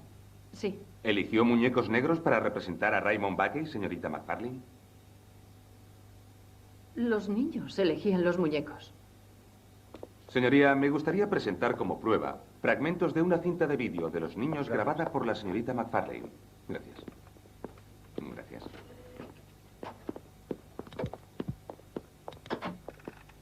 Llevan bombachos debajo de los vestidos. Y los niñitos tienen... A ver si lo adivinas. Un pene como los de verdad. ¿Qué muñeco crees que quedaría bien para Ray? No lo sé. Bueno, ¿qué te parece este otro? ¿Te gusta?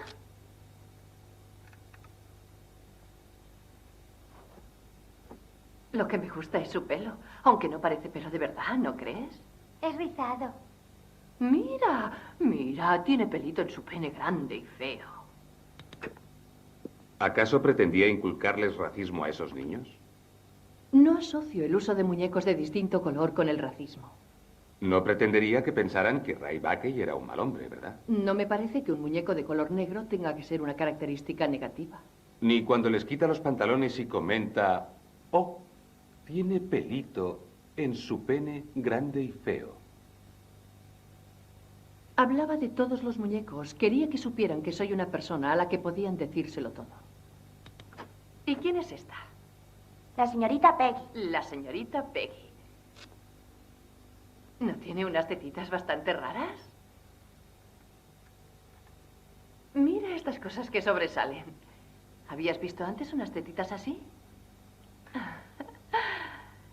Algunos niños de la escuela me han dicho que debería llamarse señorita Cerdita, porque es un poco gordita. ¿Es verdad? ¿Por qué la llama Cerdita en vez de Peggy? ¿A qué se refiere cuando dice unas tetitas así? No creo que usted entienda el miedo que tenían esos niños. Se hace para refrescarles la memoria, que recuerden cómo era el profesor. Muy bien, señor Mono. ¿Se va a portar como un tonto o va a ser un chico listo y nos va a ayudar?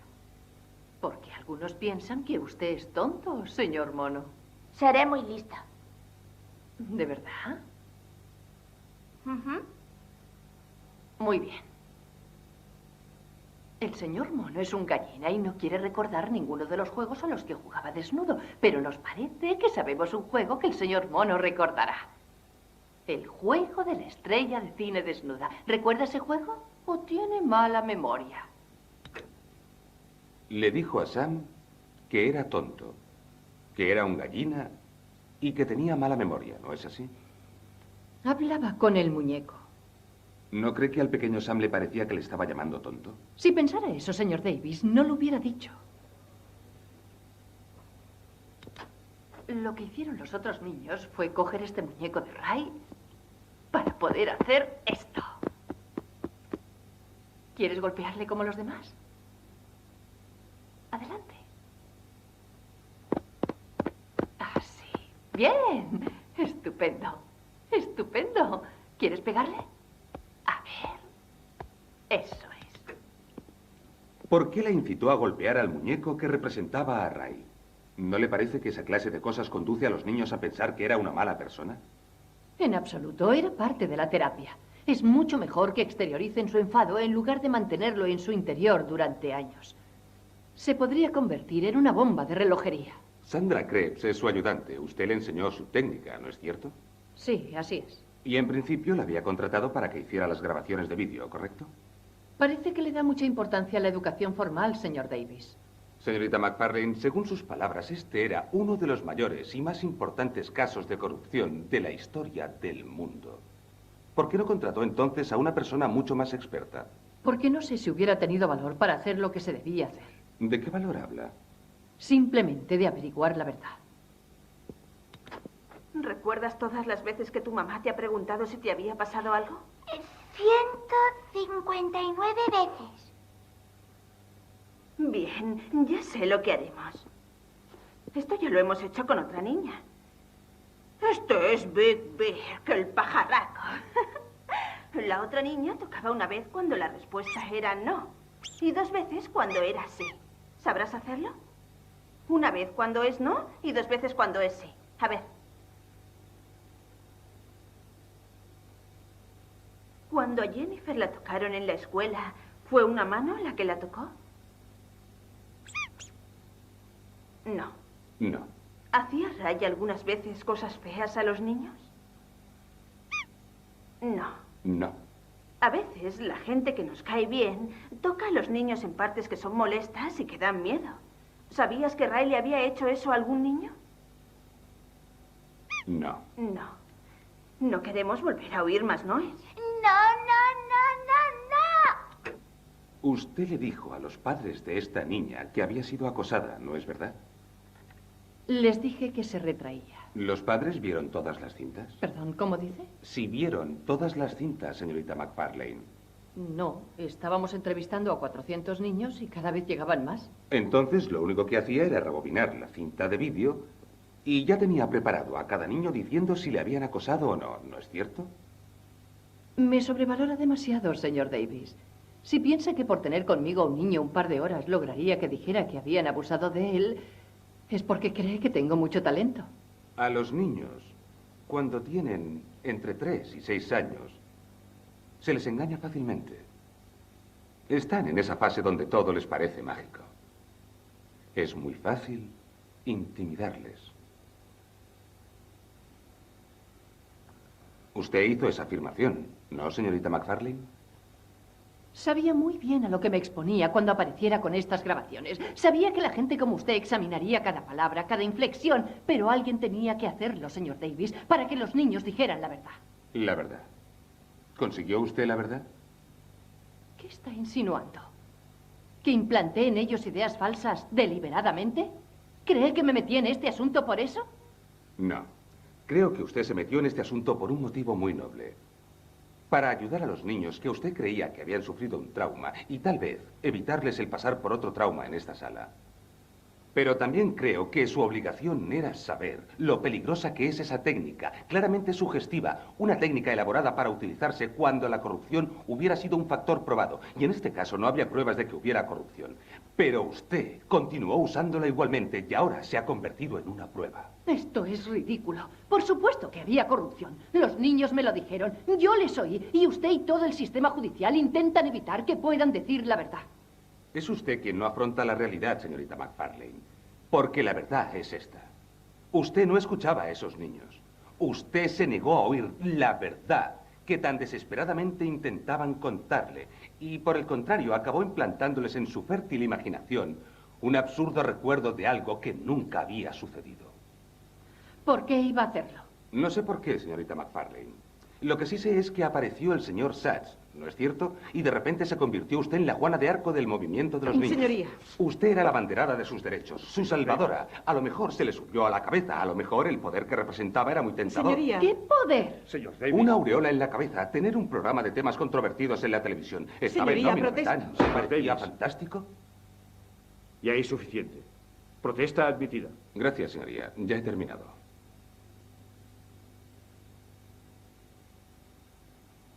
Raymond Buckey ya ha cumplido 5 años de cárcel sin fianza, un nuevo récord en la historia de California que ha generado críticas en los ámbitos legales. Pero hoy, después...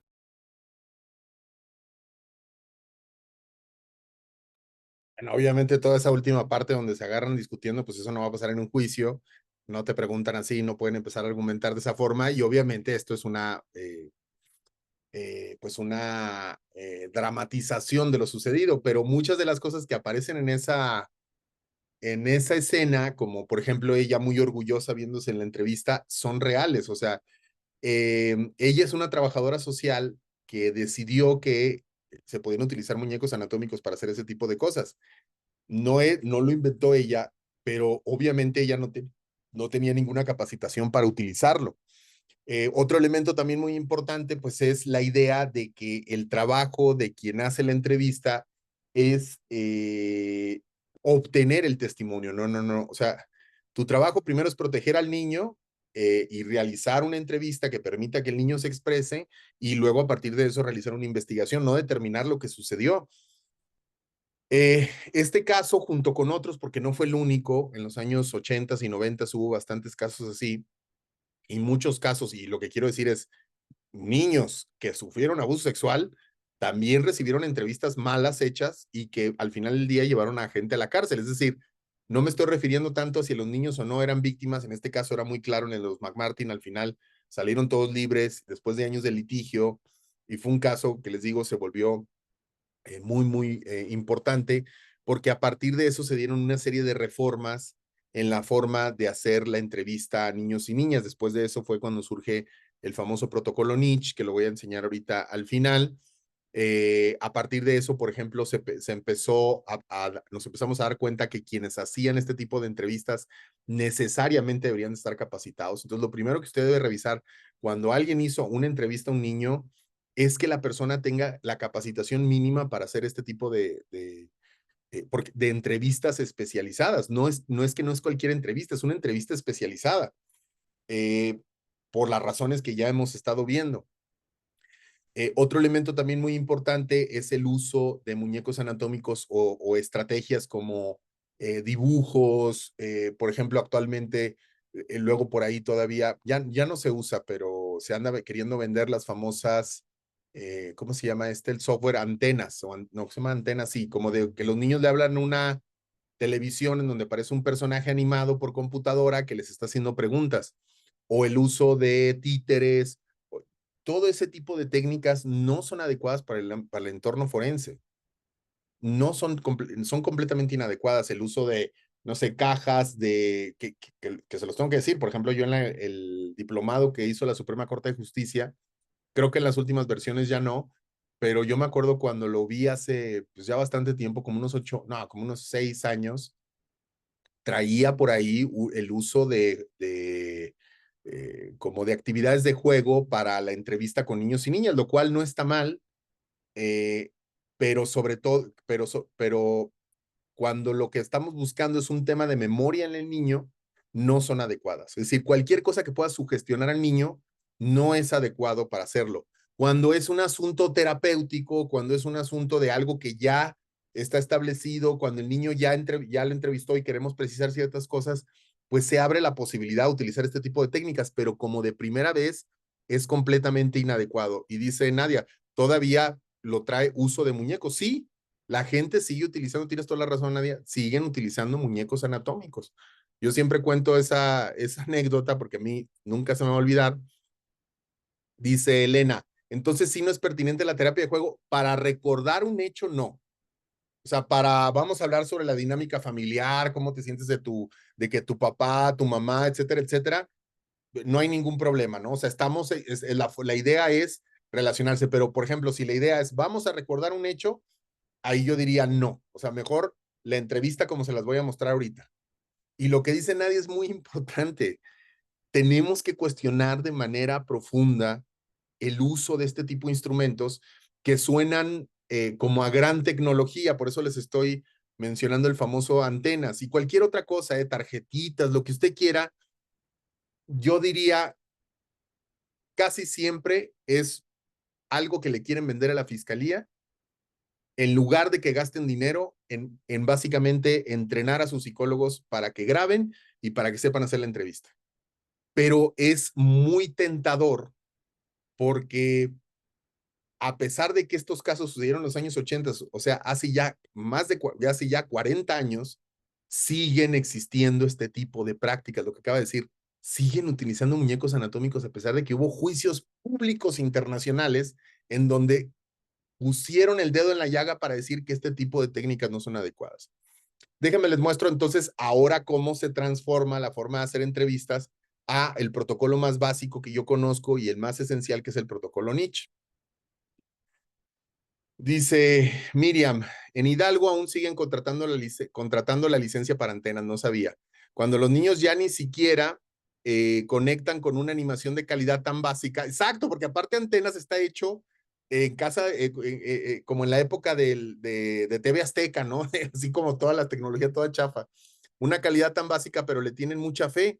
Y la autora sigue diciendo en medios que sirve para detectar abusos. Y la autora, mira, es una persona, digo, no quiero comparar absolutamente nada con lo que acabamos de ver, pero sí es una persona que habla de la misma manera, de la idea de hay que salvar a los niños y que esta tecnología y que yo se las regalo, que porque es un invento mío. Pues es que no hay investigación científica que diga que eso es una buena práctica. Mi pregunta es sobre si el tutor debe permanecer durante toda la entrevista. No la regala, se paga con la licencia, porque ella dice en los videos que la anda regalando, ¿eh? Pero pues no, ya se me hacía raro, tienes toda la razón. Dice Claudia Martín, ¿el tutor debe permanecer durante toda la entrevista? No. Sobre todo cuando, por eso es importante, depende del caso, obviamente, depende del caso. Pero si en el caso estamos viendo que el tutor tiene interés de que el niño diga algo o si el niño dice algo no le puede convenir al tutor, no debe estar el tutor ahí. ¿Qué podemos? Lo mejor es que el niño esté solo contigo o sola contigo, que se grabe la entrevista y en caso de que necesites que una persona esté presente, que no sea una persona involucrada en el conflicto, que se siente atrás, que no se siente en la visión del niño y que esté ahí mientras el niño esté tranquilo y si se puede salir en cualquier momento, ya cuando esté tranquilo, que se salga.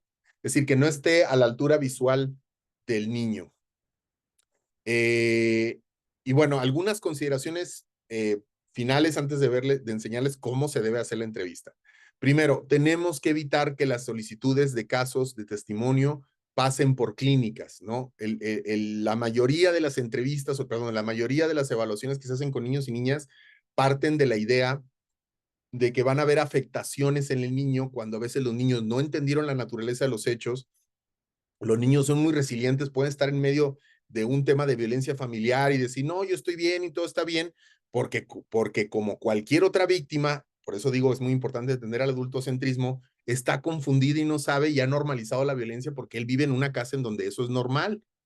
Entonces, no esperemos encontrar niños asustados, temerosos, asertivos con lo que está pasando, porque precisamente nunca vamos a encontrar una víctima así, incluso siendo adulta, incluso teniendo o sea, pueden tener, yo he conocido mujeres, compañeras mías, amigas, que viven violencia, perdón, que viven violencia, espera, ay, que viven violencia y que no saben lo que está pasando. O sea, es decir, que no están seguras de lo que está sucediendo y que, y que, y que uno tiene que hacer una investigación para darse cuenta qué es lo que está pasando. Entonces, las entrevistas o las investigaciones clínicas no tienen sentido en este contexto de infancias. Es muy importante que lo hagamos con una perspectiva de infancia. Algo muy rápido que tengo que decirles, que lo digo en todas las capacitaciones, pero siempre lo quiero recordar, es que los mismos manuales de diagnósticos que se utilizan o que se quieren impulsar para hacer como algo central en lo forense, dicen que no están hechos para lo forense. Ni el DSM ni el CIE-10 deben de ser, bueno, el CIE-11 deben ser utilizados para este contexto. Lo importante es ver más bien lo que es específico. Otro error muy común es no revisar la investigación completa. Siempre es importante pedir todos los archivos, sobre todo todos los testimonios. Esto lo quiero como recuperar de lo que decía al principio.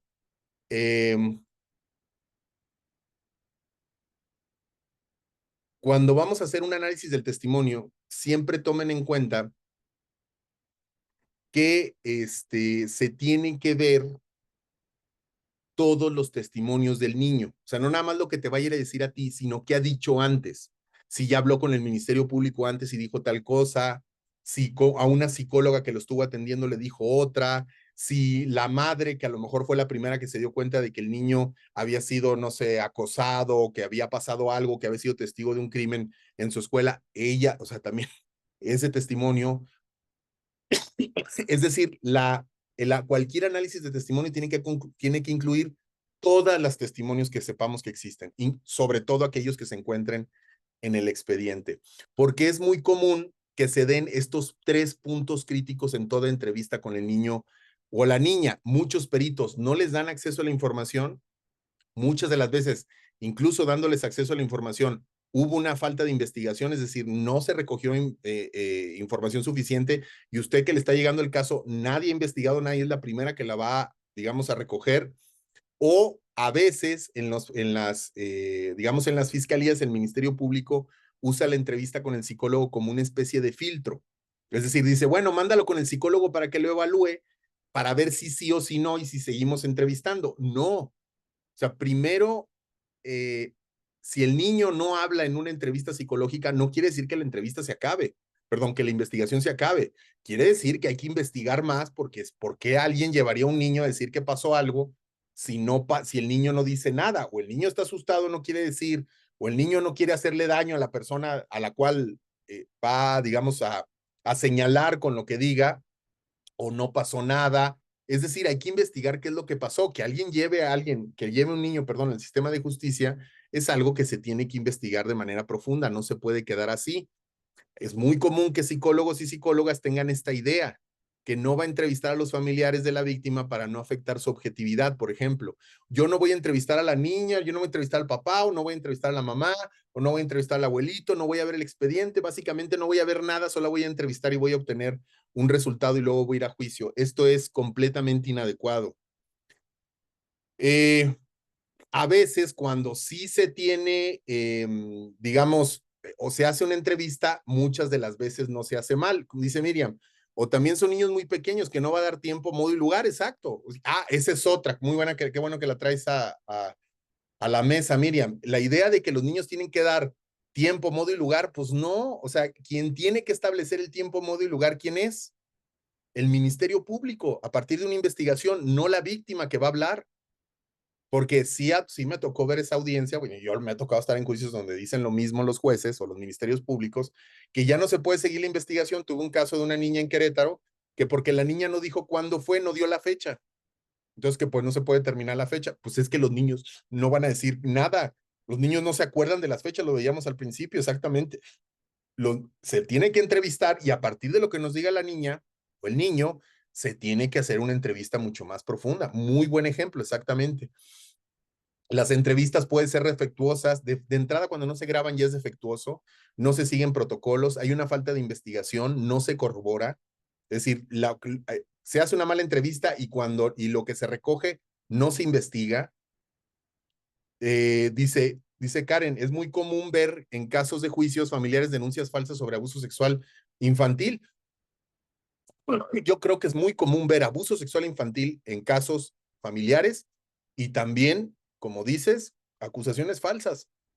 Entonces, es decir, estoy seguro que es más común una acusación verdadera que una falsa, pero, y qué bueno que lo traes a la mesa, Karen.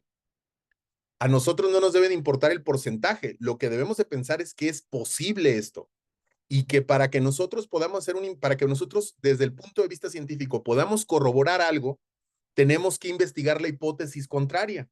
Si no, no es ciencia.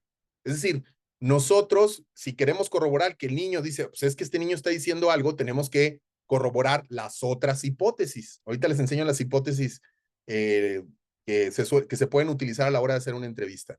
Dice Miriam, o si son muy chiquitos no pueden realizar el test y eso puede motivar a que la carpeta se archive, porque otro gran problema es ese que está diciendo la compañera, pensar que se necesitan test para poder corroborar los hechos. No se necesitan test, no todos los, es más, yo te diría los test son accesorios no necesarios, pero que si los quieres utilizar y se te hace útil, está bien. No digo que esté mal. Lo que estoy diciendo es que efectivamente los abogados, los operadores del sistema, le han hecho creer a los psicólogos, fíjese, que los test son la prueba de la prueba. Y le dicen, oiga, ¿usted por qué no aplicó test? A mí me lo han aplicado en juicio. Le digo, pues porque no se ocupaban, oiga.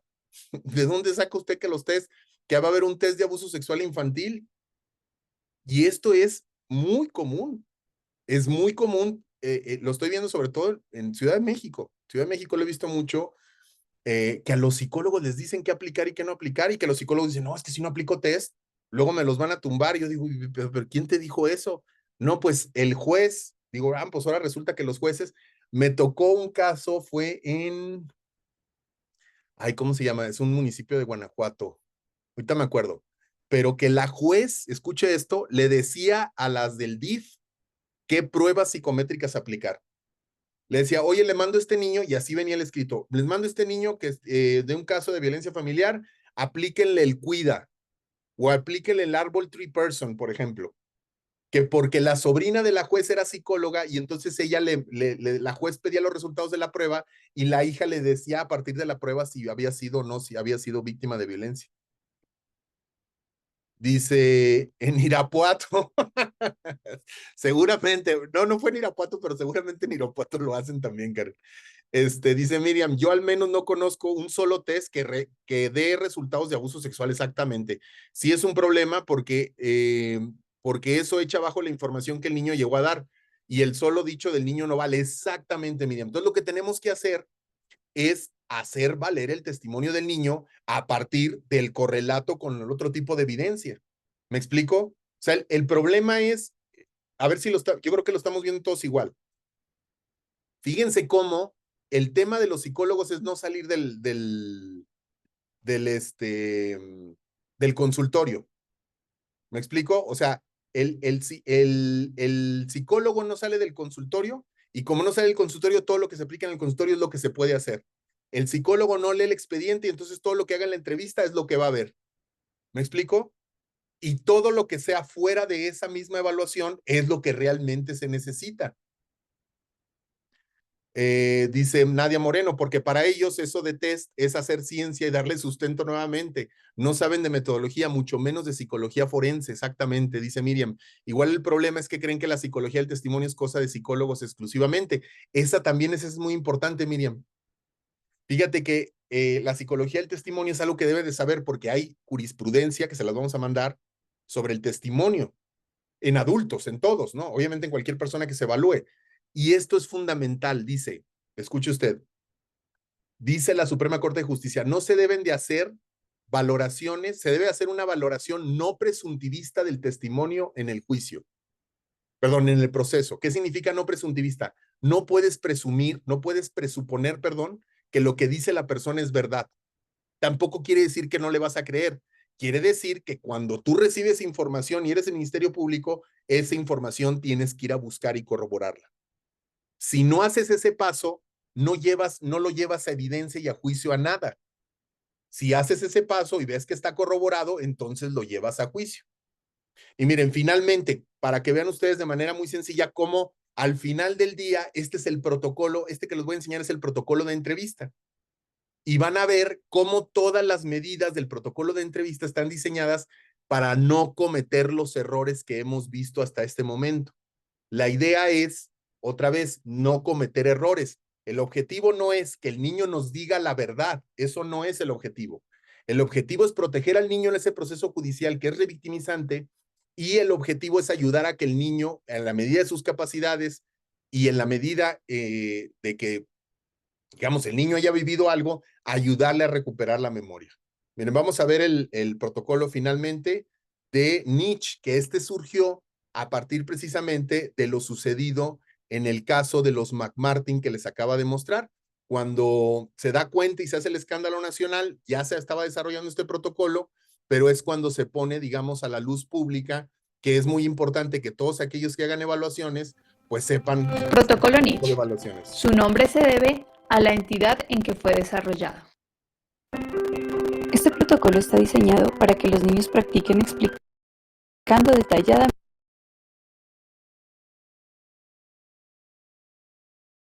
Estoy viendo un ruidito que no me gusta. La entrevista, otra vez, el protocolo, como se van a dar cuenta, es realmente sencillo. O sea, es un protocolo diseñado para no cometer los errores que hemos estado platicando. Si conocemos la historia, nos damos cuenta del porqué de esto. Creo que mucho de lo que ha pasado ya en la última década es que ya todo el mundo se le olvidó esos errores. Protocolo Nitsch. Bueno, su nombre se debe a la entidad en que fue desarrollado. Este protocolo está diseñado para que los niños practiquen explicando detalladamente eventos que hayan experimentado, antes de que el entrevistador indague sobre el evento objeto de la entrevista. La entrevista incluye 18 pasos a tener en cuenta. Hola, mi nombre es Estefanía Obando. Yo soy psicóloga. Mi trabajo es hablar con los niños acerca de las cosas que les han pasado. Pero para que no se me olvide lo que hablamos, voy a tener que grabar esta conversación. ¿Tienes algún problema con eso?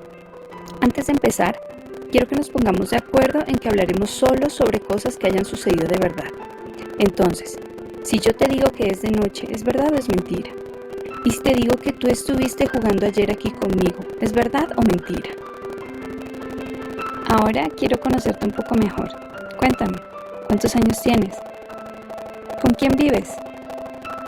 ¿Cómo se llaman? ¿En qué curso estás? ¿Cómo te va en el colegio?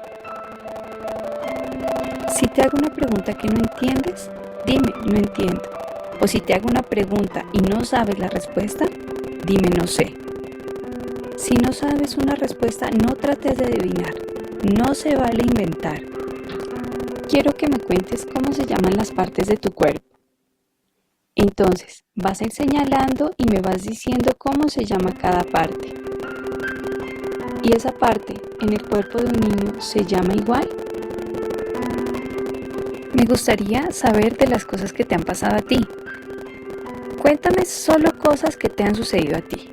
Puedes contarme cosas buenas y también cosas malas. Por ejemplo, cuéntame todo lo que te ha pasado hoy, desde que te levantaste hasta que llegaste aquí. ¿Quién te contó que venías aquí? ¿Qué te dijeron que venías a contarme? ¿Te tienes miedo a alguien? ¿Te ha ocurrido algo que no te guste?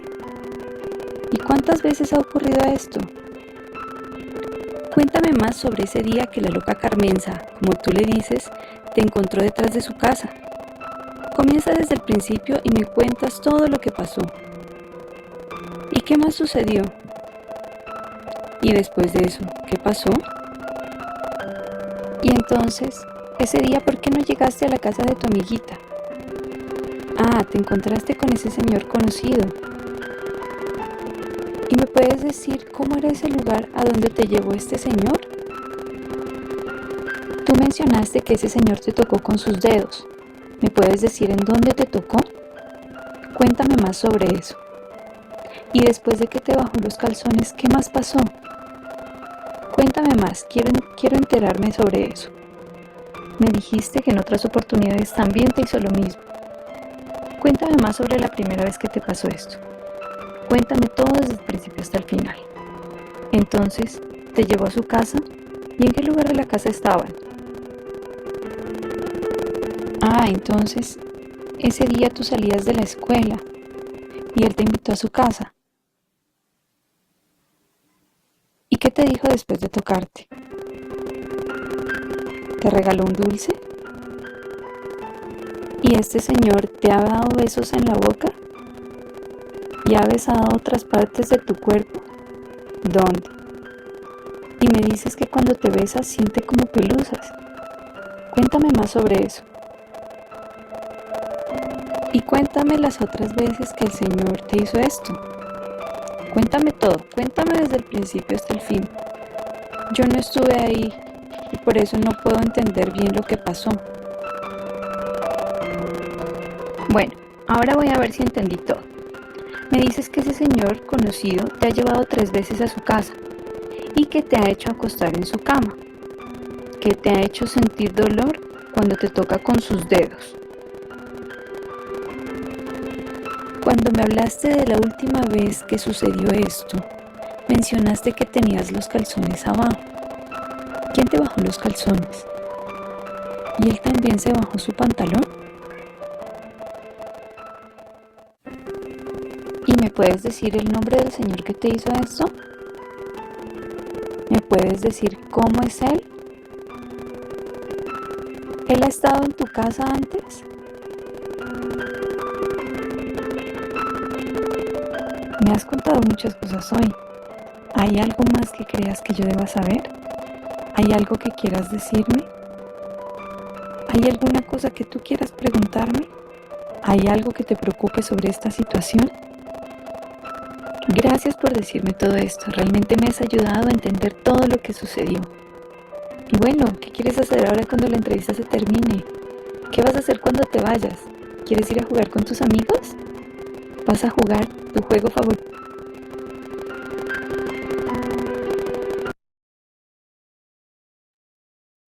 Bueno, si se fijan, básicamente lo más importante es la secuencia que lo vamos llevando, ¿no? Primero, conocer los antecedentes antes de hacer la entrevista del niño o de la niña, del contexto, del conflicto, la medida de lo posible tener acceso a toda la investigación. Número 2, tardar un buen rato en que el rapport se convierta en un momento de conocer precisamente al niño, pero sobre todo el rapport es para 2 cosas fundamentales. Para que el niño, para lograr que el niño se sienta cómodo con la entrevista y entonces continuar, no pasamos del rapport si el niño no lo vemos cómodo. Y segundo, para poderle dar las reglas y asegurarnos de que el niño esté entendiendo lo que se le está pidiendo. Es decir, ¿para qué es la entrevista? ¿Qué es lo que puede decir? Si se fijan ahí, bueno, ahí hasta un elemento educativo de las partes del cuerpo y todo eso, dependiendo de la edad, puede resultar útil eso. Por ejemplo, el Nietzsche hace mucho énfasis en el tema de saber, de decirle al niño que es muy importante que diga la verdad, indagar sobre su concepción de verdad, sobre su concepción de mentira, antes de ir avanzando. Luego, cuando avanzamos en la entrevista, ahí es donde tratamos, ahí es donde nosotros, la medida de lo posible, nos quedamos completamente callados y lo que hacemos es acompañar al niño independientemente de que el niño a veces se vaya por un lado, regrese en el contexto, haga silencios. Es muy importante que en este momento, ya después de que hayamos hecho la explicación, nos quedemos callados para escuchar, porque en este momento es donde se va a dar la famosa narrativa libre. Y la narrativa libre es lo que va a ser resultado de análisis. Dice la psicóloga Claudia Martín, dice, ¿es recomendable decirle al niño que te ha pasado lo mismo? No, no. En la primera entrevista no. A lo mejor en psicoterapia puede ser útil. En la narrativa lo que dice es que yo atiendo a niños que les han pasado distintas cosas. A lo mejor niños que vienen aquí porque los han tratado mal, niños que vienen aquí porque les ha pasado cosas que quieren contar, es decir, es mejor primero como hablarle de tu trabajo, pero también es importante darle la opción al niño de que, pues de que el niño no hable precisamente. Entonces, es mejor dedicar la explicación o el rapport a explicarle al niño de qué va la entrevista, cuáles son sus derechos y qué es lo que se espera de él, luego ensayarlo y luego ya nos vamos a la relato libre. Y algo que es muy importante al finalizar es no dejarlo ahí, así nada más, sino regresar en la entrevista, volverle a preguntar si hay algo que haya dicho que quisiera hablar más de ello, o otra cosa que quisiera platicar, o preguntas que tenga. Y es muy importante en el cierre darse un tiempo para estar con el niño, porque pues obviamente es algo, si el niño habló de algo que es delicado, que lo vulnera, pues es importante acompañarlo y no dejarlo ir sin que pues estemos seguros o seguras de que se encuentra bien. Dice Miriam, a mí me ha ayudado también a aclararle que lo que me diga es confidencial y no lo voy a discutir con sus padres si no quiere. Sí, sí es cierto, sí está bien. Por ejemplo, en juicios de custodia, ese tipo de cosas, sí, pues sí, porque hay muchas cosas que te puede decir el niño que no van a ser útiles, ¿no? O sea, que no los vas a poner, o sea, que te van a ayudar en el dictamen, pero que no lo vas a poner en el dictamen. Estoy de acuerdo, ¿no? Pero si es algo que no es cierto, no hay que decírselo. Pero sí, Miriam, puedes hacer esto. A mí lo que me ha funcionado mucho es seguir estos pasos. Y sobre todo, lo más importante, no empezar a hacer las preguntas difíciles. El dime más. Bueno, les doy un tip al final que siempre doy, pero que creo que nos sirven otra vez en esta ocasión. Una forma que a mí me sirve mucho preguntar a los niños es, en lugar de preguntarles algo específico, es regresar de la narrativa y decirle, oye, me decías que te dejaban solo por la tarde en la casa porque todos estaban trabajando. Cuéntame más de eso. Entonces, regresar a un punto de la entrevista y pedirle que te cuente más, en lugar de hacerle una pregunta específica como, oye, me dices que te quedabas solo en la tarde en la casa porque todos iban a trabajar. ¿Alguien alguna vez llegó a tu casa y te hizo algo malo? ¿Tú te sentiste presionado por hacer tal cosa? ¿Alguien te ha dicho que digas algo que no quieres decir? Ese tipo de preguntas sí las podemos hacer ya hasta el mero final, pero al principio no hacerlas, sino más bien hasta que en el caso específico sea muy claro que el niño te está abriendo la puerta para eso. Entonces nos vamos de explicación, que hable, y sí recomiendo muchísimo el protocolo Michigan. De hecho, con ese protocolo yo he hecho la mayoría de las entrevistas, porque tiene como diálogos muy claros y aparte lo puedes citar sin ningún problema. Recomiendo el protocolo Michigan, se los vamos a mandar, el protocolo Nietzsche y el SVA que les mencionaba, y les voy a mandar algunas investigaciones recientes sobre el testimonio infantil y las sentencias de la Suprema Corte, que también hablan sobre eso. Bueno, ya me pasé el tiempo, una disculpa. Les dejo mis datos para lo que necesiten. Lo seguimos viendo este año. Este año vamos a estar empezando a trabajar mucho el tema de interferencias parentales. Los vamos a invitar, vamos a tener eventos y vamos a hacer un seminario largo donde vamos a hablar sobre interferencias parentales en el conflicto. Dice Miriam, Si, por ejemplo, noto que el niño adolescente me está diciendo cosas que no tienen coherencia, que me indican que está mintiendo, ¿puedo de alguna forma confrontar al respecto? No. Yo lo que te diría es, mejor pide más información. O sea, si estás diciendo, es que yo, por ejemplo, en cuestiones de alienación, el adolescente te está diciendo, es que mi papá no nos quiere, por ejemplo, y tú sabes que a lo mejor es una narrativa implantada. Te puedes regresar y decirle, oye, me decías que tu papá no me quiere, ¿me puedes hablar más de eso? Y entonces, a partir de su narrativa, tú puedes hacer inferencias de que está tomando prestado lo que le están diciendo otros, o que lo que dice el niño es inconsistente con lo que está pasando. Pero sí, no recomendaría la confrontación. Bueno, les agradezco muchísimo, muchísimo que se hayan conectado, muchísimo sus participaciones y sus preguntas. Nos vemos a la siguiente, les vamos a seguir invitando y les mando un abrazo. Feliz año. Esperemos que este año nos vaya mejor a todos y todas. Muchísimas gracias. Descanse.